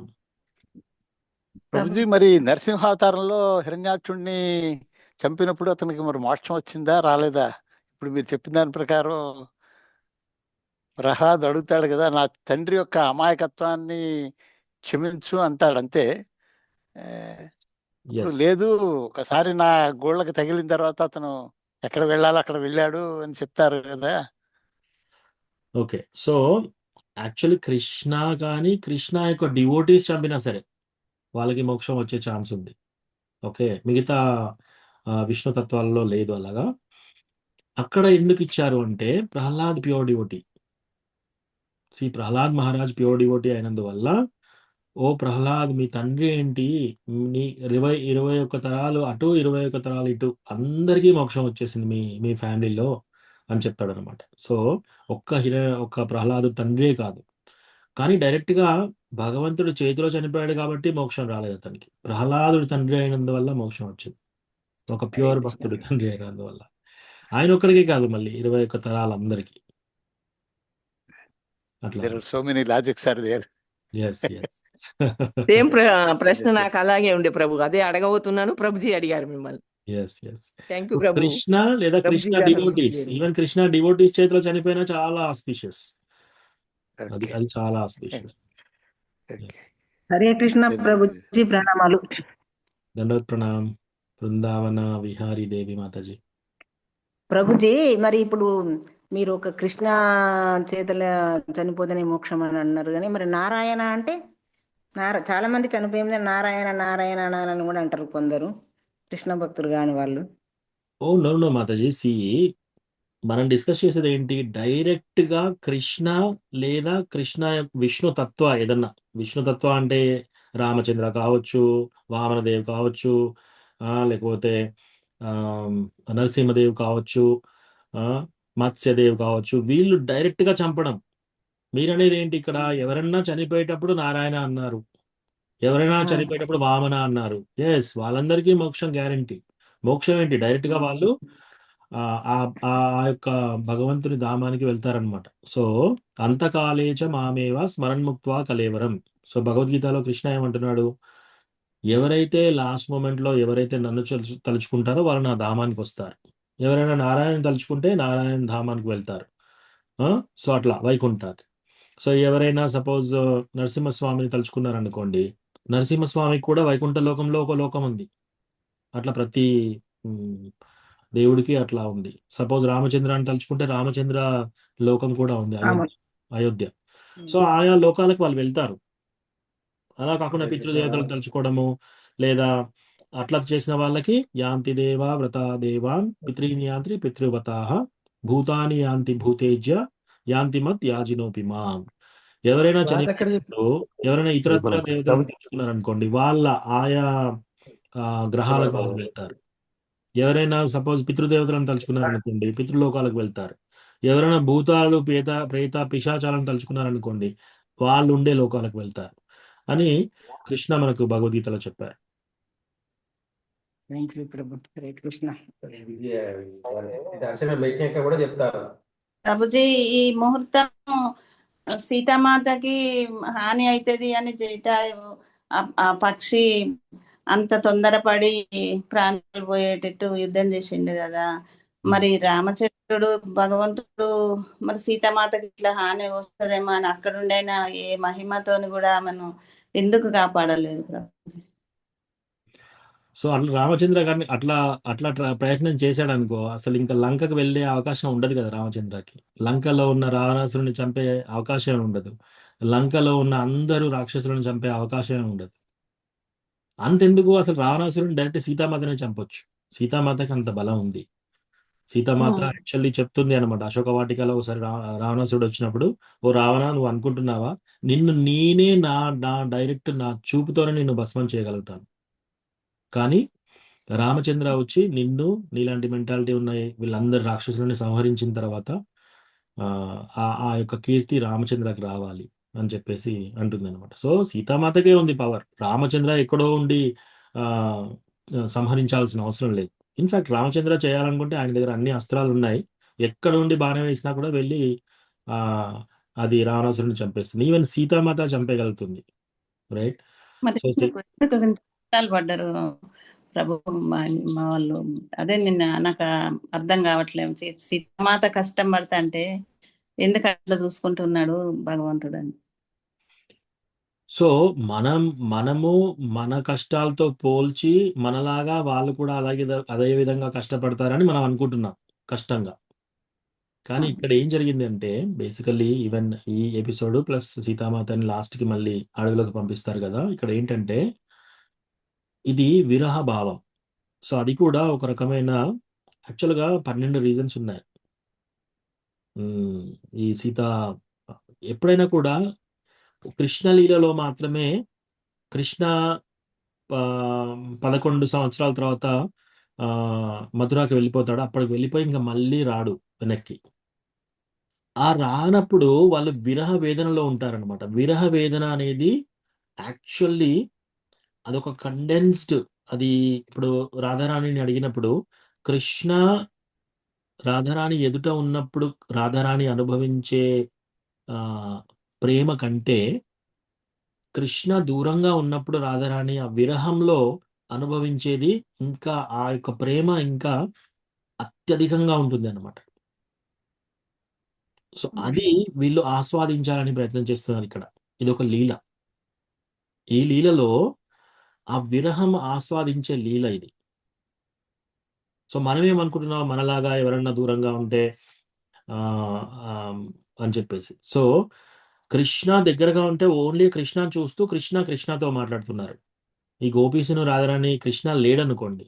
ఎటు చూసినా ఒక్క ఇంచు ఏ చెట్టు చూసినా కృష్ణ కనబడుతున్నాడు. ఎటు చూసినా కృష్ణ కనబడుతున్నాడు. 1000, 10,000 ఒక 1,00,000 మంది ఎటు చూసినా 1,00,000 మంది కృష్ణాలే కనబడుతున్నారు.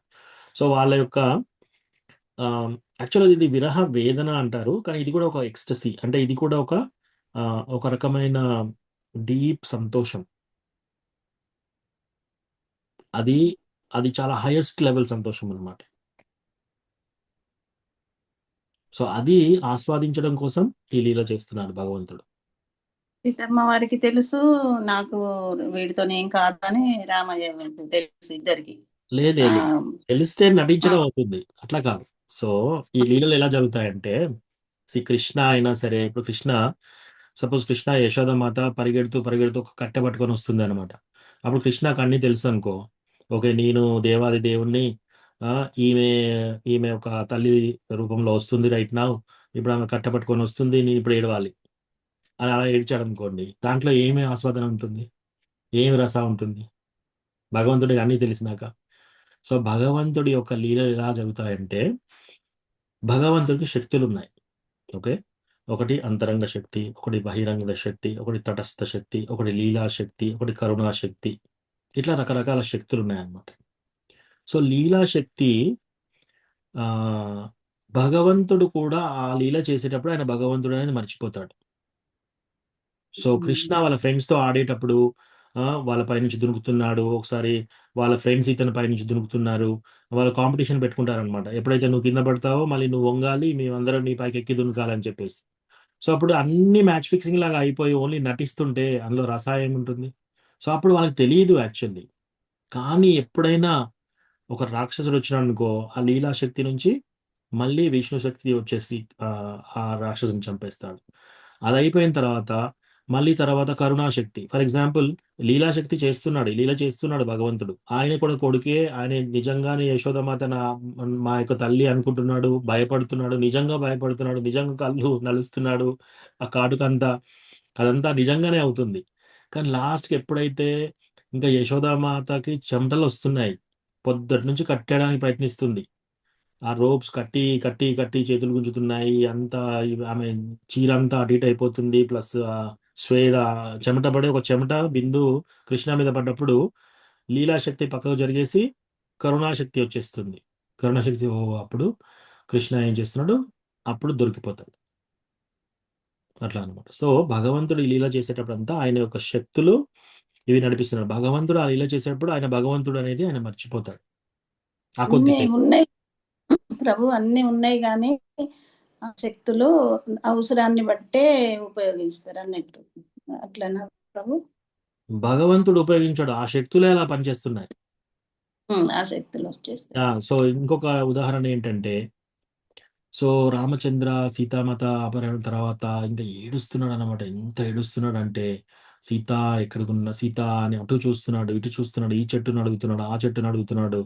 ఏడుస్తూ అటు చూస్తున్నాడు. అన్ని డైరెక్షన్‌లో చూస్తున్నాడు. సో, దొరకట్లేదు. ఎక్కడ దొరకట్లేదు సీత. సో ఏడుస్తూ ఏడుస్తూ వెళ్తుంటే పైన శివుడు సతీతో వెళ్తున్నాడు అనమాట. సో సతీకి డౌట్ వస్తుంది. ఇప్పుడు నీకు వచ్చిన డౌటే సతీకి వస్తుంది. సతీకి వచ్చేసి నేను నటిస్తున్నాడా నిజంగా రామచంద్ర, ఆ, ఇట్లా నటిస్తున్నాడా అసలు నిజంగా ఏదో తెలుసుకోవాలి, నేను ఒకసారి వెళ్తాను అంటే శివుడు అంటాడు అనమాట, వద్దొద్దు, అది తప్పు ఆలోచన అని. సో ఆమె వినకుండా వెళ్తుంది అనమాట. ఇది నటనా కాదా నేను తెలుసుకోవాలని చెప్పేసి.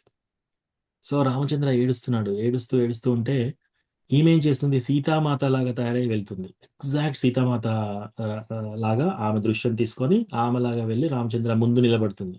సీత ఎక్కడున్నావు, సీత ఎక్కడున్నావు అని చూడగానే సీత ఉంది అక్కడ. సో ఇమ్మీడియట్లీ రామచంద్ర ఆగేసి, మీరు ఒక్కరొచ్చారేంటి, శివుడు రాలేదా అని అడుగుతాడు. అంటే ఆయన ఆ, అర్థమైపోయింది.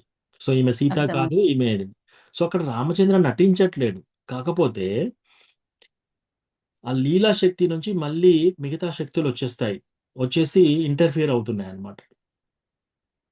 అట్లా ఇప్పుడు మనము ఓ ఫోన్లో మాట్లాడుకుంటూ ఇల్లు ఊడుస్తున్నాం, ఓ ఫోన్లో మాట్లాడుకుంటూ కుకింగ్ చేస్తున్నావా లేదా? అవును. మనం మామూలు మనుషులం, ఎక్కువ చదువు కూడా ఎక్కువ లేదు, మామూలు మనుషులము. మనం ఒక రకంగా ఒక చెవిలో ఫోన్ పెడుతున్నాము, ఇంకో రకంగా వంట చేస్తున్నాము, ఇంకో ఇంకో చెవిలో ఇదేంటి క్లాస్ వింటున్నాము. ఇన్ని రకాల పనులు మనం మల్టిపుల్ టాస్క్ మనం చేయగలిగితే భగవంతుడు ఇంకెన్ని చేయగలుగుతాడు? ఆయన శక్తులు ఎలా ఉంటాయి? సో అట్లా అన్నమాట. సో భగవంతుడు ఆ లీల చేసేటప్పుడు ఆ లీలలో నిమగ్నం అయిపోతాడు. ఆయన లీల చేస్తున్నాడు, ఆయన భగవంతుడు అనేది తెలియదు అతనికి, వాళ్ళకు, వాళ్ళతో పాటు ఉన్న అనుచరులకు కూడా. కానీ అవసరమైనప్పుడు ఆ శక్తి డైరెక్ట్ గా వచ్చేస్తుంది. అట్లా తీసుకోవాలి. రామావతారంలో మొత్తము మానవుని లాగా ఉండి జయించినట్టు కూడా అర్థమైంది కదా ప్రభు. ఇంట్లో కూడా లీల చేయలేదని రుజువైందా రామావతారంలో? యా 3 సార్లు, కొన్ని సార్లు తెలియజేస్తారు. ఎప్పుడంటే ఒకటి ఎగ్జాంపుల్, ఇప్పుడు ఈ సతీ వచ్చినప్పుడు, సో సతీ వచ్చినప్పుడు ఆ లీల అయిపోయినాక ఇమీడియట్లీ మళ్ళీ సతీ వెనక్కి వెళ్తుంది. అప్పుడు శివుడు అంటాడు అనమాట, నువ్వు ఎప్పుడైతే సీతా రూపం తీసుకున్నావో ఇప్పుడు నేను భారీగా స్వీకరించలేను, నిన్ను తల్లిలాగా చూస్తున్నానని. సో అందుకని ఆ దక్ష యజ్ఞంలో మళ్ళీ ఆమె కాలిపోయి ఇంకో శరీరం తీసుకుంటుంది అనమాట. సో అది. సో ఇప్పుడు లాస్ట్ ఏదో ప్రశ్న అడిగామమ్మా, ఏంటది? ప్రభు రామావతారంలో లీల చేయలేదు, మానవ మాతృనిగానే చేసిండు కదా భగవంతుడు అని అడిగారు. ఎస్ మానవుడు లాగానే ప్రవర్తించాడు, కానీ కొన్నిసార్లు బయటికి వచ్చాయి. ఎక్కడెక్కడ బయటికి వచ్చాయి? ఒకటి సతీని చూసినప్పుడు, అదొకటి. రెండోది జటాయు. ఎస్, జటాయుని అంటాడు కదా, నిన్ను డైరెక్ట్ గా ఇప్పుడు నేను వైకుంఠానికి పంపిస్తున్నాను అని. ఒక మానవుడు అలా చెప్పలేడు కదా. ఇప్పుడు సపోజ్ మనం ఎవరికైనా చెప్తున్నావా, ఎవరైనా చనిపోతుంటే నువ్వు చనిపోతున్నావు వెళ్ళు, నువ్వు డైరెక్ట్ గా ఇప్పుడు వైకుంఠానికి వెళ్తావు అని మనం చెప్పగలుగుతావు? డైరెక్ట్ గా నిన్ను పంపిస్తున్నానని ఓన్లీ దేవుడైతేనే చెప్పగలుగుతాడు. సో అక్కడ రెండోది, సీతామాత హనుమాన్కి ఒకసారి బ్లెస్సింగ్ ఇస్తుంది అనమాట. బ్లెస్సింగ్ ఇచ్చేసి ఇచ్చినప్పుడు ఆమె ఆమె సీతామాత లాగా, దేవత లాగా చూపిస్తుంది అక్కడ. సో అట్లా. ప్లస్ రావణతోనుడు అంటుంది కదా, అవసరమైతే నేనే నిన్ను చంపగలుగుతాను, కానీ రామచంద్రకి ఆ యొక్క కీర్తి రామచంద్రకి రావాలి అని చెప్పేసి అక్కడ కూడా అలాంటి వాళ్ళం ఆమె ఏం చంపగలుగుతుంది, ఆమె బాధపడుతుండే. ఇప్పుడు ఆమె బాధపడుతుంటే తట్టుకోలేకనే నేను మిమ్మల్ని ప్రశ్న అడిగిన కదా, రాముని భార్య అయింది, కష్టాలు ఏంది, రాముడు ఎందుకు రక్షించుకోలేదని అట్లా అనిపిస్తుంది కదా. సీతామాత నేనే నిన్ను చంపుతా అంటే ఎవరూ నమ్మలేము కదా ప్రభు, రాక్షసుని. అప్పుడు అహల్య విషయంలో కూడా అలానే జరుగుతుంది కదా ప్రభు. ఎస్ ప్రభు. సి అమ్మ, నీ ప్రశ్నకి సీతామాత అలా చెప్పినప్పుడు సీతామాత ఒక దేవతలానే చెప్తుంది, దేవతలానే చెప్తుంది. ఆమె ఏమి కానీ అది చూసే వాళ్ళకి, వినే వాళ్ళకి వేరే విధంగా తీసుకోవచ్చు. వాళ్ళు ఒక మామూలు, ఈమె ఒక మామూలు ఒక ఒక రావణాసుడు అనిపించవచ్చు. రావణాసుడు ఎలా అనుకుంటున్నాడు, ఈమె ఒక అందమైన స్త్రీ, అలాగే చూస్తున్నాడు. దేవతలాగా కనిపించలేదు అతనికి. ఎస్ ప్రభు. మధుగోపాల్ ప్రభు, మీ ప్రశ్న ఏంటి? మీరు మ్యూట్ లో ఉన్నారు ప్రభు. ప్రభు అంటే ఇప్పుడు అహల్య విషయంలో కూడా అట్లానే జరిగితే అప్పుడు కూడా మనం అలానే అనుకోవచ్చు అని అడుగుతున్నా. ఎస్, అహల్య విషయంలో ఏంటంటే బేసికల్లీ విశ్వామిత్రుడు అంటాడన్నమాట. విశ్వామిత్రుడు చెప్పగానే ఆ విధంగా ఎస్, అహల్య విషయంలో కూడా అప్పుడు ఆయన భగవంతునిలాగా చూపిస్తాడు శక్తి. బట్ యూజువల్ గా ఎక్కడైనా కూడా మీరు చూడండి, రామచంద్ర తలుచుకుంటే ఇవన్నీ ఇంత ఇంత ప్రొలాంగ్ చేయాల్సిన అవసరం లేదు కదా. డైరెక్ట్ బాణం వేసేసి ఒక బాణం పంపించేసేస్తే అయిపోతుంది, అక్కడ రావణాసుడు చనిపోతాడు.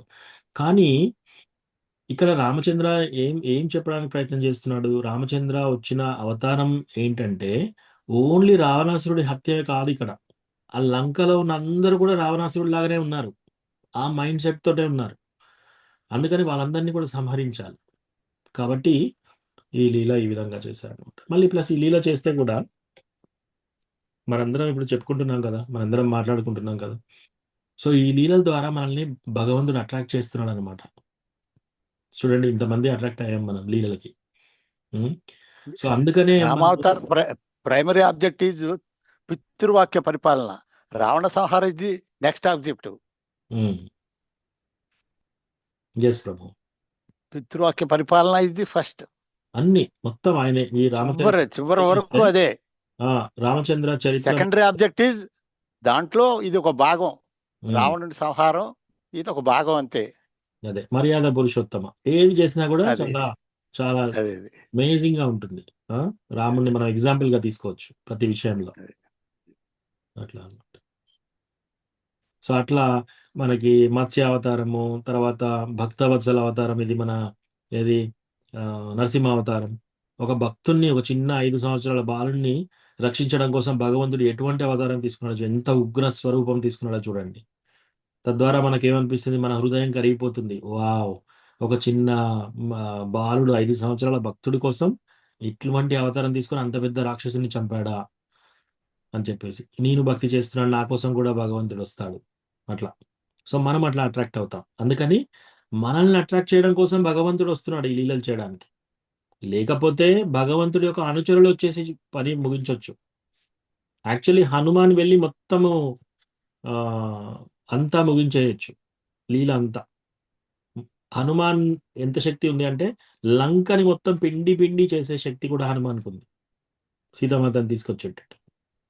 యాక్చువల్లీ అంటాడు హనుమాన్ వెళ్ళి సీతామాత దగ్గర కానీ కలిసిన తర్వాత, ఓ మాత మీరు రండి, ఇప్పుడు నేను ఇప్పుడే తీసుకెళ్తాను, మీరు ఎంత దుఃఖంలో ఎందుకున్నారు, నేను ఇప్పుడే తీసుకెళ్తాను మిమ్మల్ని రామచంద్ర దగ్గరికి అని అంటే రకరకాల రీజన్స్ చెప్తుంది. నేను పరపురుషునితో ఎలా రాగలుగుతాను అని. అప్పుడు అంటాడు అనమాట, నేను పరపురుషుని ఎలా అవుతాను, నేను మీ కుమారుని, మీ కొడుకుని, కొడుకుతో రావచ్చు కదా అని. ఇవన్నీ చెప్పినాక ఏమి వినట్లేడు అని చెప్పేసి అప్పుడు సీతామాత నిజం చెప్తుంది. ఏంటది? ఒక రాక్షసుడు నన్ను అపహరించి అక్కడి నుంచి ఇక్కడికి తెచ్చాడు, ఒక వానర నన్ను ఇక్కడి నుంచి తీసుకెళ్ళి మళ్ళీ అక్కడికి తీసుకెళ్ళాడు. ఇంకా రాముడి కీర్తి ఏముంటుంది? ఈ కీర్తి రాముడికే రావాలి. సో రామచంద్ర వచ్చి నన్ను తీసుకెళ్ళాలి అని చెప్తుంది అనమాట.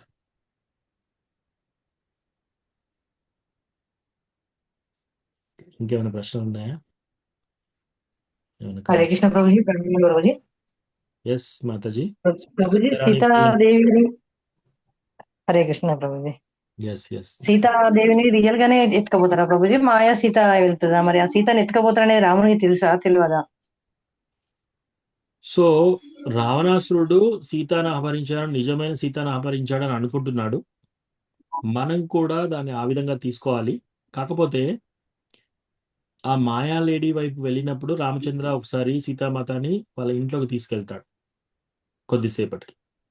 సో అక్కడ ఏం చేస్తారంటే, ఇది కూర్మ పురాణంలో ఉంది, చైతన్య మహాప్రభు తీసుకొచ్చాడు ఈ విషయం. సో కూర్మ పురాణంలో ఏముంది అంటే, అగ్నిదేవుడి దగ్గర అప్పగిస్తాడు సీతాని. అగ్నిదేవుని దగ్గర సీతాని, నిజమైన సీతాని అప్పచెప్పేసి వైదేహి ఉంటుంది. వైదేహి ఎవరు? పూర్వజన్మలో నిన్నటి కథలో చెప్పాను నేను. సో ఆమె తపస్సు చేస్తూ మన విష్ణుమూర్తి భర్తగా తపస్సు చేస్తూ ఉంటే అప్పుడు రావణాసురుడు వచ్చేసి ఆమె జడ పట్టుకున్నప్పుడు ఆ జడ కట్ చేసి చెప్తుంది అనమాట, ఇప్పుడు నువ్వు ముట్టుకున్నావు కాబట్టి నేను నన్ను చంపుకుంటున్నాను, నెక్స్ట్ లైఫ్లో నేను వచ్చేసి నీ చావుకు నేను కారణమవుతాను. సో అప్పుడు నిజమైన సీత అగ్నిదేవుడి దగ్గర పెట్టేసి ఛాయా సీత వస్తుంది, మాయా సీత. సో ఈ మాయా సీతని అపహరిస్తాడనమాట రావణాసురుడు. అగ్నిలో ప్రవేశం అయింది కూడా వైదేహి అన్నట్టు, మాయా సీతనే అగ్ని ప్రవేశం అవుతుంది అన్నట్టు. ఎస్. సో ఈ విషయం మళ్ళీ రాముడికి సీతకు తెలుసు కాబట్టి మళ్ళీ సీతామాత వచ్చినప్పుడు రామచంద్ర వైదేహిని చూడలేడు. యాక్చువల్లీ ఆమెను చూడలేడు, చాలా స్టర్న్ గా ఉండి తన భార్య కోసం వెయిట్ చేస్తున్నాడు. ఇప్పుడు ఏమంటున్నాడు, అగ్ని పరీక్ష అంటాడు. సో అగ్ని పరీక్ష అంటే అసలు నిజంగా ఏం జరుగుతుంది అక్కడ, ఈ ఛాయా సీత ఎంటర్ అవుతుంది, అక్కడ అగ్నిదేవుడితో ఎక్స్చేంజ్ అవుతుంది అనమాట. మళ్ళీ నిజమైన సీత బయటకు వస్తుంది. అప్పుడు ఈమె నా భార్య అని స్వీకరిస్తాడు అనమాట. అది యాక్చువల్ పరీక్ష. అది మనందరికీ పరీక్షలాగా స్టోరీ వస్తుంది, కానీ నిజంగా జరిగింది ఏంటి, ఆ సీత మార్పిడి జరిగింది అక్కడ. మాయా సీత, ఛాయా సీత నుంచి నిజమైన సీత వస్తుంది. అంటే సీతాదేవి ఇప్పుడు రావణాసురుడు వచ్చి తీసుకుపోయేందుకు భిక్ష కోసం వచ్చినప్పుడు ఆమె లోపలికి వెళ్ళి పండ్లు తీసుకెళ్ళడానికి వెళ్తారు కదా ప్రభుజీ. మరి అప్పుడు రాముడికి తెలిసి మాయాసి ఆమె అగ్ని దగ్గర పెట్టేసి వైదేహిని ఇటుపై వస్తారా? అది ఎట్లా అన్నట్టు నిజమైన సీత రావడానికి ఎట్లా అవకాశం ఏముంటుంది? నో, రామచంద్ర లేడీ గురించి పరిగెత్తక ముందే వెళ్తాడు లోపలికి. సీత అప్పుడే పెట్టేస్తారు. అప్పుడే వెళ్ళి అప్పచెప్పేసి ఆ సీతని అగ్ని దగ్గర అప్పచెప్పేసి మాయా ఛాయా సీత బయటకు వస్తుంది. అప్పుడు రామచంద్ర వెళ్తాడు. ఇంకా ఆ తర్వాత లక్ష్మణ్, జింక చనిపోయినప్పుడు జింక సీత లక్ష్మణ అన్నప్పుడు సీత లక్ష్మణుని బొమ్మంటది కదా, మీరు సీత రామునికి ఆపద వచ్చింది వెళ్ళమని చెప్పండి, లక్ష్మణుడు పోనంటే దూషిస్తుంది కదా. మరి నేను పరిహారం చేసిన అనేది కూడా సీతాదేవి అనుకుంటది కదా. మరి మాయా సీత అన్నప్పుడు ఎట్లా ఆమెకు అవి వర్తిస్తాయా? నిజమైన సీతకు వర్తిస్తాయా? ఈమె వైదేహి సీతకి వర్తిస్తాయా అవి? అప్పుడు యాక్చువల్ గా బయట ఉన్నది మాయా సీతనే. అప్పుడు కూడా లక్ష్మణునితో కాన్వర్సేషన్ జరిగింది కూడా మాయా సీతతోటే. కాకపోతే ఇంకా మనం ఎలా తీసుకోవాలి అంటే అది అప్పటి నుంచి ఇంకా సీతామాతనే అపహరించారు, ఆ విధంగానే తీసుకోవాలి స్టోరీ. ఇప్పుడు మనకి చైతన్య మహాప్రభు ఇవన్నీ డీటెయిల్స్ చెప్పాడు కాబట్టి మనకి ఈ డీటెయిల్స్ అన్ని అర్థమయ్యాయి. కానీ మన రామాయణం చూసేటప్పుడు ఏంటి, ఎస్ రావణుడు వచ్చాడు, సీతామాతను అపహరించాడు, మళ్ళీ రాముడు వెళ్ళి యుద్ధం చేసి సీతామాతను సంరక్షించాడు, ఆ విధంగానే చూడాలి మనం. అట్లా. ఓకే ప్రభు, thank you Prabhuji. Hare Krishna. Hare Krishna. Hare Krishna Prabhuji. Yes Mataji. Prabhuji ఇప్పుడు మా ఇంటి దగ్గర ఇప్పుడు జిఆర్ స్వామి భక్తులు ఉన్నారు ప్రభుజీ. వాళ్ళు ఏమంటారు, నారాయణ నారాయణ అంటారు, పూజ చేస్తారు. వాళ్ళు ఎంతసేపు నారాయణ విష్ణు అని అంటారు ప్రభుజీ. ఇప్పుడు నేను ఇట్లా కృష్ణ అంటే మా విష్ణువే ఫస్ట్, విష్ణువు నుంచే కృష్ణారామ అందరు వచ్చిండ్రు అన్నట్టుగా వాళ్ళు అలా మాట్లాడతారు ప్రభుజీ. నాకు ఏమనాలో అర్థం కాదు ప్రభుజీ. ఎస్ మాతాజీ, ఎవరెవరికి ఏ లెవెల్లో అండర్స్టాండింగ్ ఉందో ఆ విధంగా భగవంతుడు ఏ తామాం ప్రపద్యంతే తాం తథైవ భజామ్యహం. ఎవరు భగవంతుని ఏ విధంగా కొలుస్తారో, ఏ విధంగా చూస్తారో భగవంతుడు కూడా వాళ్ళకి ఆ విధంగానే అర్థమవుతాడు. ఉదాహరణకి ఇప్పుడు ఎవరన్నా భగవంతుని ఒక స్నేహితుడిలాగా చూశారనుకోండి, భగవంతుడు కూడా స్నేహితుడిలాగానే కనిపిస్తాడు. ఒక రాక్షసులకు భగవంతుడు ఎలా కనిపిస్తున్నాడు, ఒక పిడుగులాగా కనిపిస్తాడు. బట్ డివోటీస్ ఎలా కనిపిస్తాడు, మృదువుగా. భగవంతుడు కృష్ణ భగవానుడు ఒక పద్మాలు, లోటస్ ఫ్లవర్స్ తో పోలుస్తున్నారు భగవంతుడు. అలా మనకు కనిపిస్తున్నాడు, కానీ రాక్షసులు చూసినప్పుడు ఒక పిడుగులాగా కనిపిస్తున్నాడు. అట్లా అనమాట. సో ఈ విధంగా ఒక్కొక్కరికి ఒక్కొక్క స్థాయి ఉంటుంది, ఒక్కొక్కరికి ఒక్కొక్క స్వభావం ఉంటుంది. దాన్ని బట్టి వాళ్ళు ఆ విధంగా తీసుకుంటున్నారు అనమాట. సో ఎస్, చిన్నజీయర్ స్వామి వీళ్ళందరూ లక్ష్మీ సంప్రదాయం నుంచి వస్తున్నారు. వీళ్ళందరికీ నారాయణ సుప్రీం లార్డ్, ఇంకా నారాయణ కంటే ఎక్కువ ఎవరు లేరు అని అనుకుంటారు. కృష్ణ కూడా నారాయణ నుంచి వచ్చాడని వాళ్ళు అనుకుంటున్నారు. మనం ఏం తీసుకుంటాము, మనం శ్రీమద్ భాగవతంలో ఏముందో అది తీసుకుంటున్నాం. సో శ్రీమద్ భాగవతంలో ఏం చెప్తున్నారు, ఏతే చాంస కళా పుంసా కృష్ణస్తు భగవాన్ స్వయం ఇంద్రారీ వ్యాకులం లోకం మృడయంతి యుగే యుగే. సో ఇక్కడ ఏంటి, ఏతే చ కళ పుంస. కళ అంటే ఒక భాగం, పుంస అంటే భాగంలో భాగం. ఏతే చ అంశ కళ పుంస. అంశ అయినా పుంస అయినా ఇవన్నీ భాగాలన్నమాట. కానీ కృష్ణస్తు భగవాన్ స్వయం అక్కడ డిక్లేర్ చేశారు. అక్కడ నారాయణస్తు భగవాన్ స్వయం అని చెప్పలేదు, కృష్ణస్తు భగవాన్ స్వయం. ఇంద్రారి వ్యాకులం లోకం మృడయంతి యుగే యుగే. సో ఆ విధంగా డిక్లేర్ చేశారు. ఇంకా శ్రీ జీవ గోస్వామి సందర్భాలలో ఆయన భాగవతంలో మీరు ఎక్కడ చూసినా సరే ఒక 100,000 శ్లోకాలు తీసుకొని ప్రతి ఒక్కరు కృష్ణ గురించే చెప్తున్నారని ప్రూవ్ చేశాడు. సో అట్లా అనమాట. మనం ఏంటి, ఆచార్యాస్ చెప్పిన విధంగా మన శాస్త్రాల్లో ఏం రాస్తారో అది మనం తీసుకుంటున్నాం. అట్లా మనం సింపుల్ గా చెప్పాలంటే మాతాజీ, మీకు ఎంతమంది పిల్లలు? ఇద్దరు పిల్లలు. ఇద్దరు పిల్లలు. ఇద్దరికి ఒకటే స్వీట్ ఇష్టమా, వేరు వేరు స్వీట్ ఇష్టమా?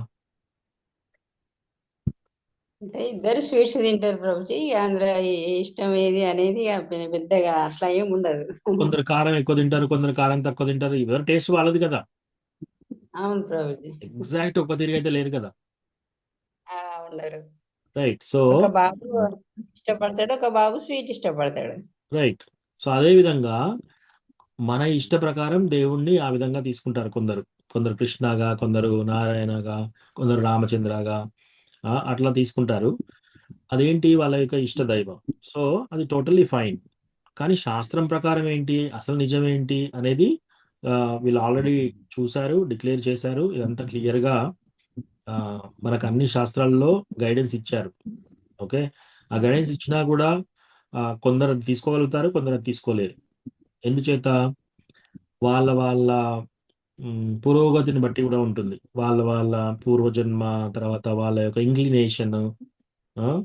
సో అట్లా ఒకే భగవంతుడితో కొందరు స్నేహితుడిగా రసాల్లో ఉంటారు, కొందరు శాంత రసాల్లో ఉంటారు, కొందరు వాత్సల్య రసాలు, కృష్ణ నా కొడుకు అని చెప్పేసి, కొందరు కృష్ణ నా యొక్క ప్రియుడు అని చెప్పేసి మాధుర్య రస. ఒకే భగవంతుడు, ఒకటే కృష్ణ, కానీ నలుగురు 4 విధాలుగా రసాస్ ఉన్నాయన్నమాట. సో ఆ రసాస్ డిఫరెంట్. తర్వాత నారాయణుడు, వీళ్ళందరూ కూడా డిఫరెంట్ ఇవన్నమాట. సో దాంట్లో శ్రీ సంప్రదాయాలు మాత్రం నారాయణ అని తీసుకుంటారు. వాళ్ళని తీసుకొనియండి, వాళ్ళని మంచిగా మీరు రెస్పెక్ట్ చేయండి, వాళ్ళని కూడా వైష్ణవులా చూడాలి, వాళ్ళకు కూడా మనం దండవత్ ప్రణామం చేయాలి. మనం వాళ్ళకంటే ఎక్కువ అని మనం ఎప్పుడు అనుకోకూడదు. అలా అనుకుంటే అందరికంటే మనం తక్కువ వాళ్ళం అయిపోతాం. ఇన్ఫాక్ట్ మనం టెంపుల్లో అందరు డివోటీస్ కంటే నేను తక్కువ, నాకే తక్కువ భక్తి ఉంది అనుకోవాలన్నమాట. ఆ విధంగా. సో ఎవరైనా ఆ విధంగా అంటే మీరు దండవత్ చేసి దండవత్ ప్రభు ఓం నమో నారాయణ అని చెప్పండి. వాళ్ళు హ్యాపీ అవుతారు, మీరు హ్యాపీ అవుతారు. వాళ్ళు వెళ్ళిపోయిన తర్వాత మీరు హరే కృష్ణ మహామంత్రం చాంటింగ్ చేసుకోండి. Thank you Prabhuji. హరే కృష్ణ ప్రభుజీ, ప్రణామాలు ప్రభు. ప్రభుజీ, ఇప్పుడు రామ వైకుంఠము, నరసింహలోకము, ఇట్లా విష్ణు తత్వాల లోకాలు కూడా ఉన్నాయి అన్నారు కదా ప్రభుజీ. ఇప్పుడు నరసింహ స్వామి చేతిలో సంహరింపబడిన వారు మళ్ళీ కొన్ని రోజులు ఉన్న తర్వాత మళ్ళీ వాళ్ళు జన్మ తీసుకుంటారా ప్రభుజీ? రామ ద్వారా పోయిన వాళ్ళు కూడా మళ్ళీ తీసుకుంటారు. ఇప్పుడు గోలోకం చేరిన వాళ్ళకి మళ్ళీ జన్మ అంటూ లేదని అనుకుంటాం కదా. మరి ఈ విష్ణు తత్వాల లోకాలకు వెళ్ళిన వారికి మరి జన్మ ఉంటుందా ప్రభుజీ? ఉండదు. వైకుంఠ అంటే ఎవ్వరు వెళ్ళినా సరే, వైకుంఠ గాని, అయోధ్య గాని, గోలోక బృందావన్ గాని, ఏ విష్ణుతత్వ ఎక్కడ వెళ్ళినా సరే మళ్ళీ ఇంకో జన్మ అనేది ఉండదు వాళ్ళకి. చదొకటి ఫస్ట్ థింగ్. రెండోది, డైరెక్ట్ గా భగవంతుడు ఎవరినైనా సంహరిస్తున్నాడు అనుకో, భగవంతుని చేతిలో చనిపోతున్నారు వాళ్ళు. ఓన్లీ కృష్ణ భగవానుని చేతిలో చనిపోయిన వాళ్ళకే మోక్షం. ఇతరత్ర విష్ణుతత్వ లైక్ రామచంద్ర చేతిలో చనిపోయిన వాళ్ళు, లేకపోతే నరసింహస్వామి చేతిలో చనిపోయిన వాళ్ళు, కూర్మదేవ్ చేతిలో చనిపోయిన వాళ్ళు, వరాహదేవ్ చేతిలో చనిపోయిన వాళ్ళకి మోక్షం డైరెక్ట్ గా వస్తుంది అని ఎక్కడ చెప్పలేదు. రైట్, ఓన్లీ కృష్ణకి అది. కాకపోతే ఎం వాపి స్మరణ్ భావం, చనిపోయే ముందు ఎవరైనా సపోజ్ కూర్మదేవుణ్ణి ప్రార్థించారు, కూర్మదేవుడు తలుచుకుంటూ చనిపోయారు, వాళ్ళకి మోక్షం గ్యారంటీ వస్తుంది. ఆ కూర్మదేవుని వైకుంఠ లోకానికి వెళ్తారు, అక్కడి నుంచి మళ్ళీ ఇంకా తిరిగి రావాల్సిన అవసరం లేదు, ఉండదు. సో రావాల్సిన అవసరం లేదు. కానీ భగవంతుడు ఎప్పుడైనా లీల చేసేటప్పుడు ఏంటి, వాళ్ళ అనుచరులను తీసుకొని వస్తాడు. అప్పుడు డైరెక్ట్గా కృష్ణ వచ్చేసి మీకు సర్వీస్ ఇచ్చేసి మీరు ఇక్కడ నుంచి వరంగల్ నుంచి పూణేకి రండి, ఇక్కడ ఒక లీల చేయాలి, నేను నాకు సహాయం చేయండి అంటే మీరు వెళ్ళరా? వెళ్తాం. సో వైకుంఠ లోకాల్లో ఉన్న వాళ్ళు కూడా వస్తారు భగవంతుడు ఒకవేళ అడిగితే. సో దాంట్లో అదేమీ లేదు, కానీ వాళ్ళు రావాల్సిన అవసరం లేదు. ఎస్ అవును ప్రభు. పరశురామ అవతారంలో కూడా చాలా మందిని చంపుతారు. అలా అంటే వాళ్ళంతా మోక్షం పొందితే Yes. ఘోరం కదా. Yes. పరశురామ అవతారంలో అయితే చాలా మంది చచ్చిపోతారు, దుర్మార్గులు, దుష్టులు అవును. ఎంతో మంది సంబరపడతారు. వాళ్ళంతా మోక్షం పొందితే ఇక అర్థమే ఉండదు. ఎస్ ఎస్ ఎస్ ప్రభు, గుడ్ పాయింట్. ఓకే ప్రభు, థ్యాంక్ యూ ప్రభు. Hare Krishna. Thank you. Okay, ఇంకేమైనా ప్రశ్న ఉందా ఎవరికన్నా? చాలా చాలా ధన్యవాదాలు ప్రభు. చాలా ఎన్నో చాలా విషయాలు మాకు తెలియని విషయాలు చాలా చెప్పారు ప్రభు. ధన్యవాదాలు ప్రభు. Thank you. చాలా ధన్యవాదాలు. హరే కృష్ణ. రామకథ ఇప్పుడు మాకు కళ్ళ ముందు జరుగుతున్నట్టుగానే ఉంది ప్రభు, అందులో లీనమైపోయిన రామకథ అంటేనే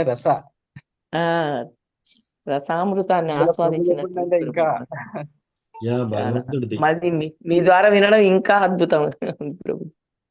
ప్రతి ఒక్కటి వివరించి చాలా సంతోషం ప్రభుజీ. మాకు ఆల్ గ్లోరీస్ టు గురు మహారాజ్. ప్రభుజీ మాకు ఇన్ని తెలియజేస్తున్నారు, ఇన్ని కథలు వినిపిస్తున్నారు. ఏం చేస్తే మీ రుణం మాకు తీరుతుంది ప్రభుజీ? మేము ఏ సేవ చేస్తే మాకు ఈ రుణం తీరుద్ది?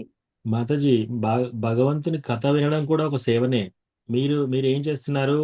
వచ్చి భగవంతుని కథగా వినే సేవ మీరు చేస్తున్నారు. నేనేం చేస్తున్నాను? భగవంతుని గురించి కథ చెప్పే సేవ నేను చేస్తున్నాను. నేను కూడా ఒక సేవకుడినే. సో మీకు బాగా కథ నచ్చితే నన్ను దీవించండి, నాకు కూడా కృష్ణ భక్తి రావాలని దీవించండి. ఆల్ గ్లోరీస్ టు గురు మహారాజ్. అంత ఎందుకంటే అర్హత మాకు ఏదైనా లేదు కూడా ప్రభుజీ. గురు మహారాజ్ దగ్గర విన్నది అదే నేను చెప్తున్నాను. నేను ఒక పోస్ట్ మ్యాన్ లాగా అనమాట. కృష్ణ నుంచి గురు మహారాజు నుంచి తెలుసుకున్నది మీకు అందజేస్తున్నాను. సో అదే నేను ఒక పోస్ట్ మ్యాన్ గ్రేట్నెస్ ఏమి లేదు అక్కడ. భగవంతుని కథే అంత స్వీట్ గా ఉంటుంది. సో దాంట్లో ఈ అవకాశం నాకు రావడం, నాకు కూడా ఒక సేవకుడిగా నేను సంతోషపడుతున్నాను. సో ఎస్, మీరందరూ నా గురించి ప్రేయర్ చేయండి. సో నాకు కూడా కృష్ణ భక్తి మంచిగా రావాలని ప్రే చేయండి. మీరు తప్పక లేకపోతే ప్రభు. ఎన్ని కథలుగా ఎన్ని ఆ రహస్యాలు కృష్ణ భక్తులు రామాయణం రాకుంటే గురించి మాకు మేము ఇవన్నీ ఎలా తెలుసుకోలేం ప్రభుజీ. వినిపించేవారు ప్రభుజీ? పోస్ట్ మ్యాన్ కు ఒక వేతనం ఉంటది Prabhuji. Yes Mataji. Post man పని చేస్తుంటే కాబట్టి అతనికి ఒక వేతనం అంటూ ఉంటది. మరి మేము అలాంటి వేతనం మేము ఏమి ఇవ్వలేము. ఏమి ఇవ్వాలి, ఎలా ఇవ్వాలి అని మీ అదే రుణం ఎలా మాతాజీ, తీరాలి? ఇన్ని బ్లెస్సింగ్స్ అమృతమైన ఇవ్వచ్చు. కథలు వింటున్నాం బ్లెస్సింగ్స్ ఇవ్వచ్చు. ప్రభుజీ. నేను కూడా గురువు వర్గా నుంచి నేర్చుకునేదే కదా మాతాజీ. సో వాళ్ళ దగ్గర నుంచి నేర్చుకుందే నేను చెప్తున్నాను. ఈ అవకాశం రావడం కూడా ఇది కూడా ఒక సేవనే. మీరందరి మీ సేవకుల్లాగా వచ్చి ఒక సేవ చేస్తున్నాను ఇక్కడ. కొందరు పూజారి సేవ చేస్తారు, కొందరు కృష్ణ కథ చెప్పే సేవ చేస్తారు. ఇది కీర్తనం అవుతుంది. మీరందరూ శ్రవణం సేవ చేస్తున్నారు, మీరందరూ వింటున్నారు. సో అట్లా ఇదంతా భగవంతుని యొక్క సేవ. ప్రభుజీలు మాతాజీలు అందరికి ప్రభుజీకి హరే కృష్ణ చెప్దాం పటండి. నేను అదే చెప్పబోతున్నా, మీరు మధ్యలో అడిగితే కానీ ఊరుకున్నాను మాతాజీ. హరే కృష్ణ హరే కృష్ణ కృష్ణ కృష్ణ హరే హరే హరే హరే హరే రామ రామ రామ హరే రామ రామ హరే హరే. హరే రామ సార్లు అనాలంట మాతాజీ, ఒకసారి కాదు, రామ హరే హరే. 3 సార్లు మాతాజీ. హరే కృష్ణ కృష్ణ కృష్ణ హరే హరే హరే రామ రామ రామ హరే రామ హరే రామ హరే రామ హరే రామ రామ రామ హరే రామ రామ హరే హరే రామ హరే రామ రామ రామ హరే కృష్ణ కృష్ణ కృష్ణ హరే హరే హరే రామ రామ రామ హరే హరే. చాలా ఎప్పుడు చాలా ప్రభు మనకి ఇలాగే ధన్యవాదాలు మంచి మంచి కథలు వినిపించాలి. మనం ఎప్పుడు ప్రభు చెప్పే కథల్లో లీనమైపోయి అన్ని మర్చిపోయి ఆ 1 గంట 2 గంటన్నర 2 గంటలైనా మొత్తం లీనమై ఉండేలాగా మనం ఆ భగవంతుని వేడుకుందాం ప్రభు. ఎప్పుడు ఇలాగే ఉండేలాగా ప్లేస్ అక్కడ నుంచి కదలకుండా వింటే ఇంకా బాగుంటది మాతాజీ. మనం హరే కృష్ణ ప్రభుజీ, రుచి ప్రణామాలు ప్రభుజీ. ప్రభుజీ నాది ఒక చిన్న ప్రశ్న ప్రభుజీ. ఎస్ ప్రభు. ప్రతి పండగ ఉంటది కదా ప్రభుజీ. హరే కృష్ణ ప్రభుజీ. ఎస్ ప్రభు. ప్రతి ఉగాది గాని, దసరే గాని, సంక్రాంతి గాని ఈ పండగలకు అమ్మాయిని, అబ్బాయిని, ఆ అమ్మాయిని, అల్లుడిని తీసుకురావాలి కదా ప్రభు. అప్పుడు టెంపుల్‌కి పోలేని పరిస్థితి ప్రభు. మళ్ళా వీళ్ళకు బయట ప్రపంచం లెక్క సేవ చేయాలి ప్రభు. అవి సేవ చేయలేని పరిస్థితి. ఏ విధంగా చేయాలి ప్రభు? అంటే కొద్దిగా వాళ్ళకు బయట ప్రపంచం లెక్క మందు అది ఇది సప్లై అది మనం చేయలేని పరిస్థితి. దానికి ఏ విధంగా తట్టుకోవాలి? ఏ విధంగా వాళ్ళను ఆహ్వానించాలి ప్రభుజీ? హరే కృష్ణ. ప్రభుజీ, మనము ఏ పండగ చేసినా కూడా అదొక కృతజ్ఞత. ఇప్పుడు దీపావళి ఎందుకు చేస్తున్నాం మనం? రామచంద్ర విజయోత్సవం. రామచంద్ర మళ్ళీ వెనక్కి వచ్చిన రోజు దీపావళి, అందుకని దీపావళి సెలబ్రేట్ చేసుకుంటున్నాం. దసరా, ఆ రోజు భగవంతుడు రావణాసురుడిని చంపిన రోజు. సో ఆ విధంగా అట్లా రకరకాల పండుగలు మనం చేసుకున్నప్పుడు ఏంటంటే కృతజ్ఞతా భావం, మనం కృతజ్ఞతా భావం భగవంతునికి అది చెప్పడం కోసం అన్నమాట. సో అదే విధంగా మనం బంధుమిత్రుల్ని పిలవచ్చు. మనం ఏ వంటలు చేసినా కూడా కృష్ణ భగవానుడు తినే వంటలు చేసి తులసి వేసి అందులో కృష్ణ భగవానుడికి ఆఫర్ చేసి అది మనము ప్రసాదంగా తీసుకోవాలి. రైట్?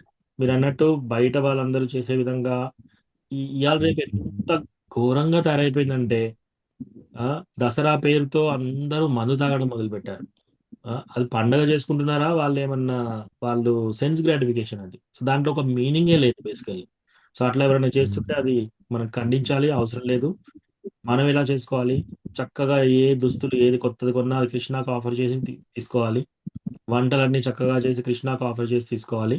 ఆ విధంగా మనం ఏమేం చేయాలనుకుంటున్నాం, ఏమేమి ఇవ్వాలనుకుంటున్నాం అదంతా కూడా కృష్ణాకు ఆఫర్ చేసి హరే కృష్ణ మహామంత్రం చేసుకుంటూ చేసుకోవాలి. వాళ్ళని కూడా వీలైతే టెంపుల్ తీసుకురండి. ఒకవేళ వీలు కాలేదనుకోండి పరిస్థితి, వీలు కాకపోతే మన ఇంట్లోనే టెంపుల్ ఉంది కదా, మన ఇంట్లోనే విగ్రహాలు ఉన్నాయి కదా, పటం ఉంది కదా, సో ఆ పటం ముందట మీరు పూజ చేసుకోండి. తద్వారా మీరు వాళ్ళు మంచిగా సెలబ్రేట్ చేసుకోవచ్చు హ్యాపీగా. ఇది మెయిన్లీ ఏంటంటే ఆ పండగ రోజు మనం కృతజ్ఞత తెలిపాలి భగవంతుడికి. భగవంతుడు ఈ లీల చేశాడు ఈరోజు, ఆ కథ చెప్పుకోవాలి, ఆ కథ వినాలి, అది మనం చర్చించుకోవాలి, దాన్ని సెలబ్రేట్ చేసుకోవాలి. ఒక్కసారి మీరు ఏదైనా ఒక ఫెస్టివల్ మీరు వెళ్ళి ఫుల్ సెలబ్రేషన్ చేసుకోండి. అసలు మీకు ఇంకా వేరే పార్టీస్కి వెళ్ళే ఉద్దేశం కూడా కనపడదు, మీకు కనిపించదు. ఎందుకంటే అంత అద్భుతంగా ఉంటాయి ఈ ఫెస్టివల్స్. సో ఈ ఫెస్టివల్స్ చేసుకుంటే మన భక్తి కూడా చాలా ముందుకు వెళ్తుంది అనమాట. సో మన పిల్లలకు కూడా అందించాలి. సో ఎస్, బయట ఎవరైనా ఏమైనా చేయనియండి, మన ఇంట్లో మాత్రం డెఫినెట్లీ మనం ఈ విధంగా చేసుకోవాలి. ఓకేనా రవి ప్రభు? ఓకే ప్రభు, హరికృష్ణ. అయితే బయట ప్రపంచం వాళ్ళు ఏమంటున్నారంటే అల్లుని తీసుకొచ్చుకోరా, అల్లునికి పెట్టుకోరా, వాళ్ళని చెప్పినట్టు వాళ్ళు చేయరా, మరి ఎట్లా మరి అనే కాడికి అంటే కొద్దిగా బాధాకరంగా నేను అడిగిన ప్రభుజీ. వాళ్ళకు ఏంటంటే బయట ప్రపంచం ఏంటంటే వాళ్ళు పలానా అల్లుళ్ళు వాళ్ళు అట్టున్నారు, మీ ఇంటికి వస్తే మాకేం లేదు కదా, మేము ఏం చేయలేదు కదా, మేము రాము అనే భావనలో ఉంటారు ప్రభుజీ. ఎందుకంటే బిడ్డ అల్లుడు దూరం అవుతుందిరా, మరి లేకపోతే మనము ఏ విధంగా అనేది కొద్దిగా తప్పన తప్పించి. హరికృష్ణ ప్రభుజీ. సో దీంట్లో కూడా మనం విభీషణుడు ఎగ్జాక్ట్లీ ఈ విధంగానే ఆలోచిస్తున్నాడు ప్రతిసారి.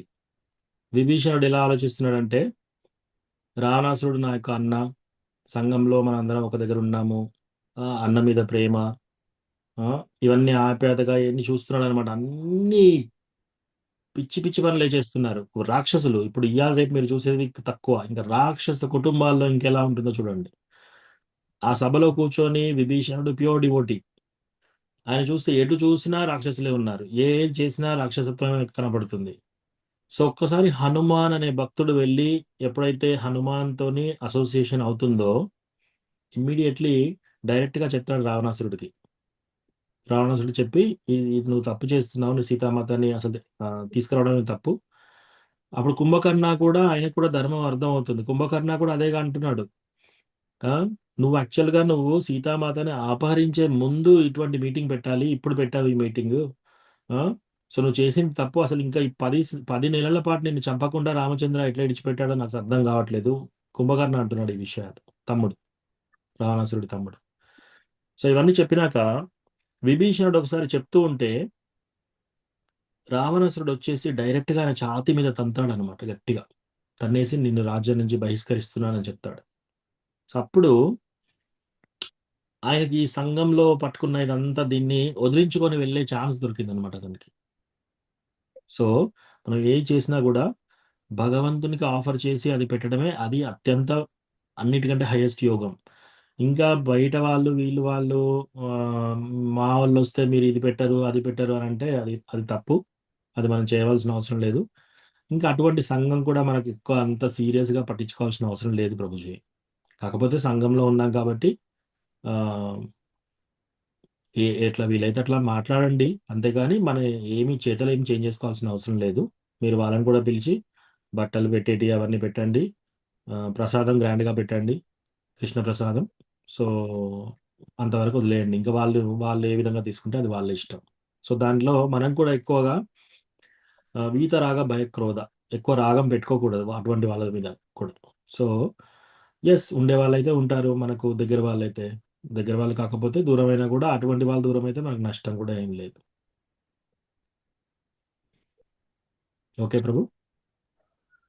హరే కృష్ణ ప్రభుజీ, చాలా చక్కగా చెప్పారు ప్రభుజీ. హరే కృష్ణ. ఓకే, సో ఇక్కడ ఆపుదాము. Thank you so much. వంశకల్పతరుభ్యస్య కృపా సింధుభ్యేవ చ పతితానాం పావనేభ్యో వైష్ణవేభ్యో నమో నమః. అనంతకోటి వైష్ణవ వృందికి జై. శ్రీల ప్రభుపాదకి జై. హరే కృష్ణ. హరే కృష్ణ ప్రభుజీ, ధన్యవాదాలు ప్రభు. హరే కృష్ణ. ప్రణామాలు ప్రభుజీ, చాలా చాలా ప్రణామాలు. Thank you Prabhuji. హరే కృష్ణ. ధన్యవాదాలు.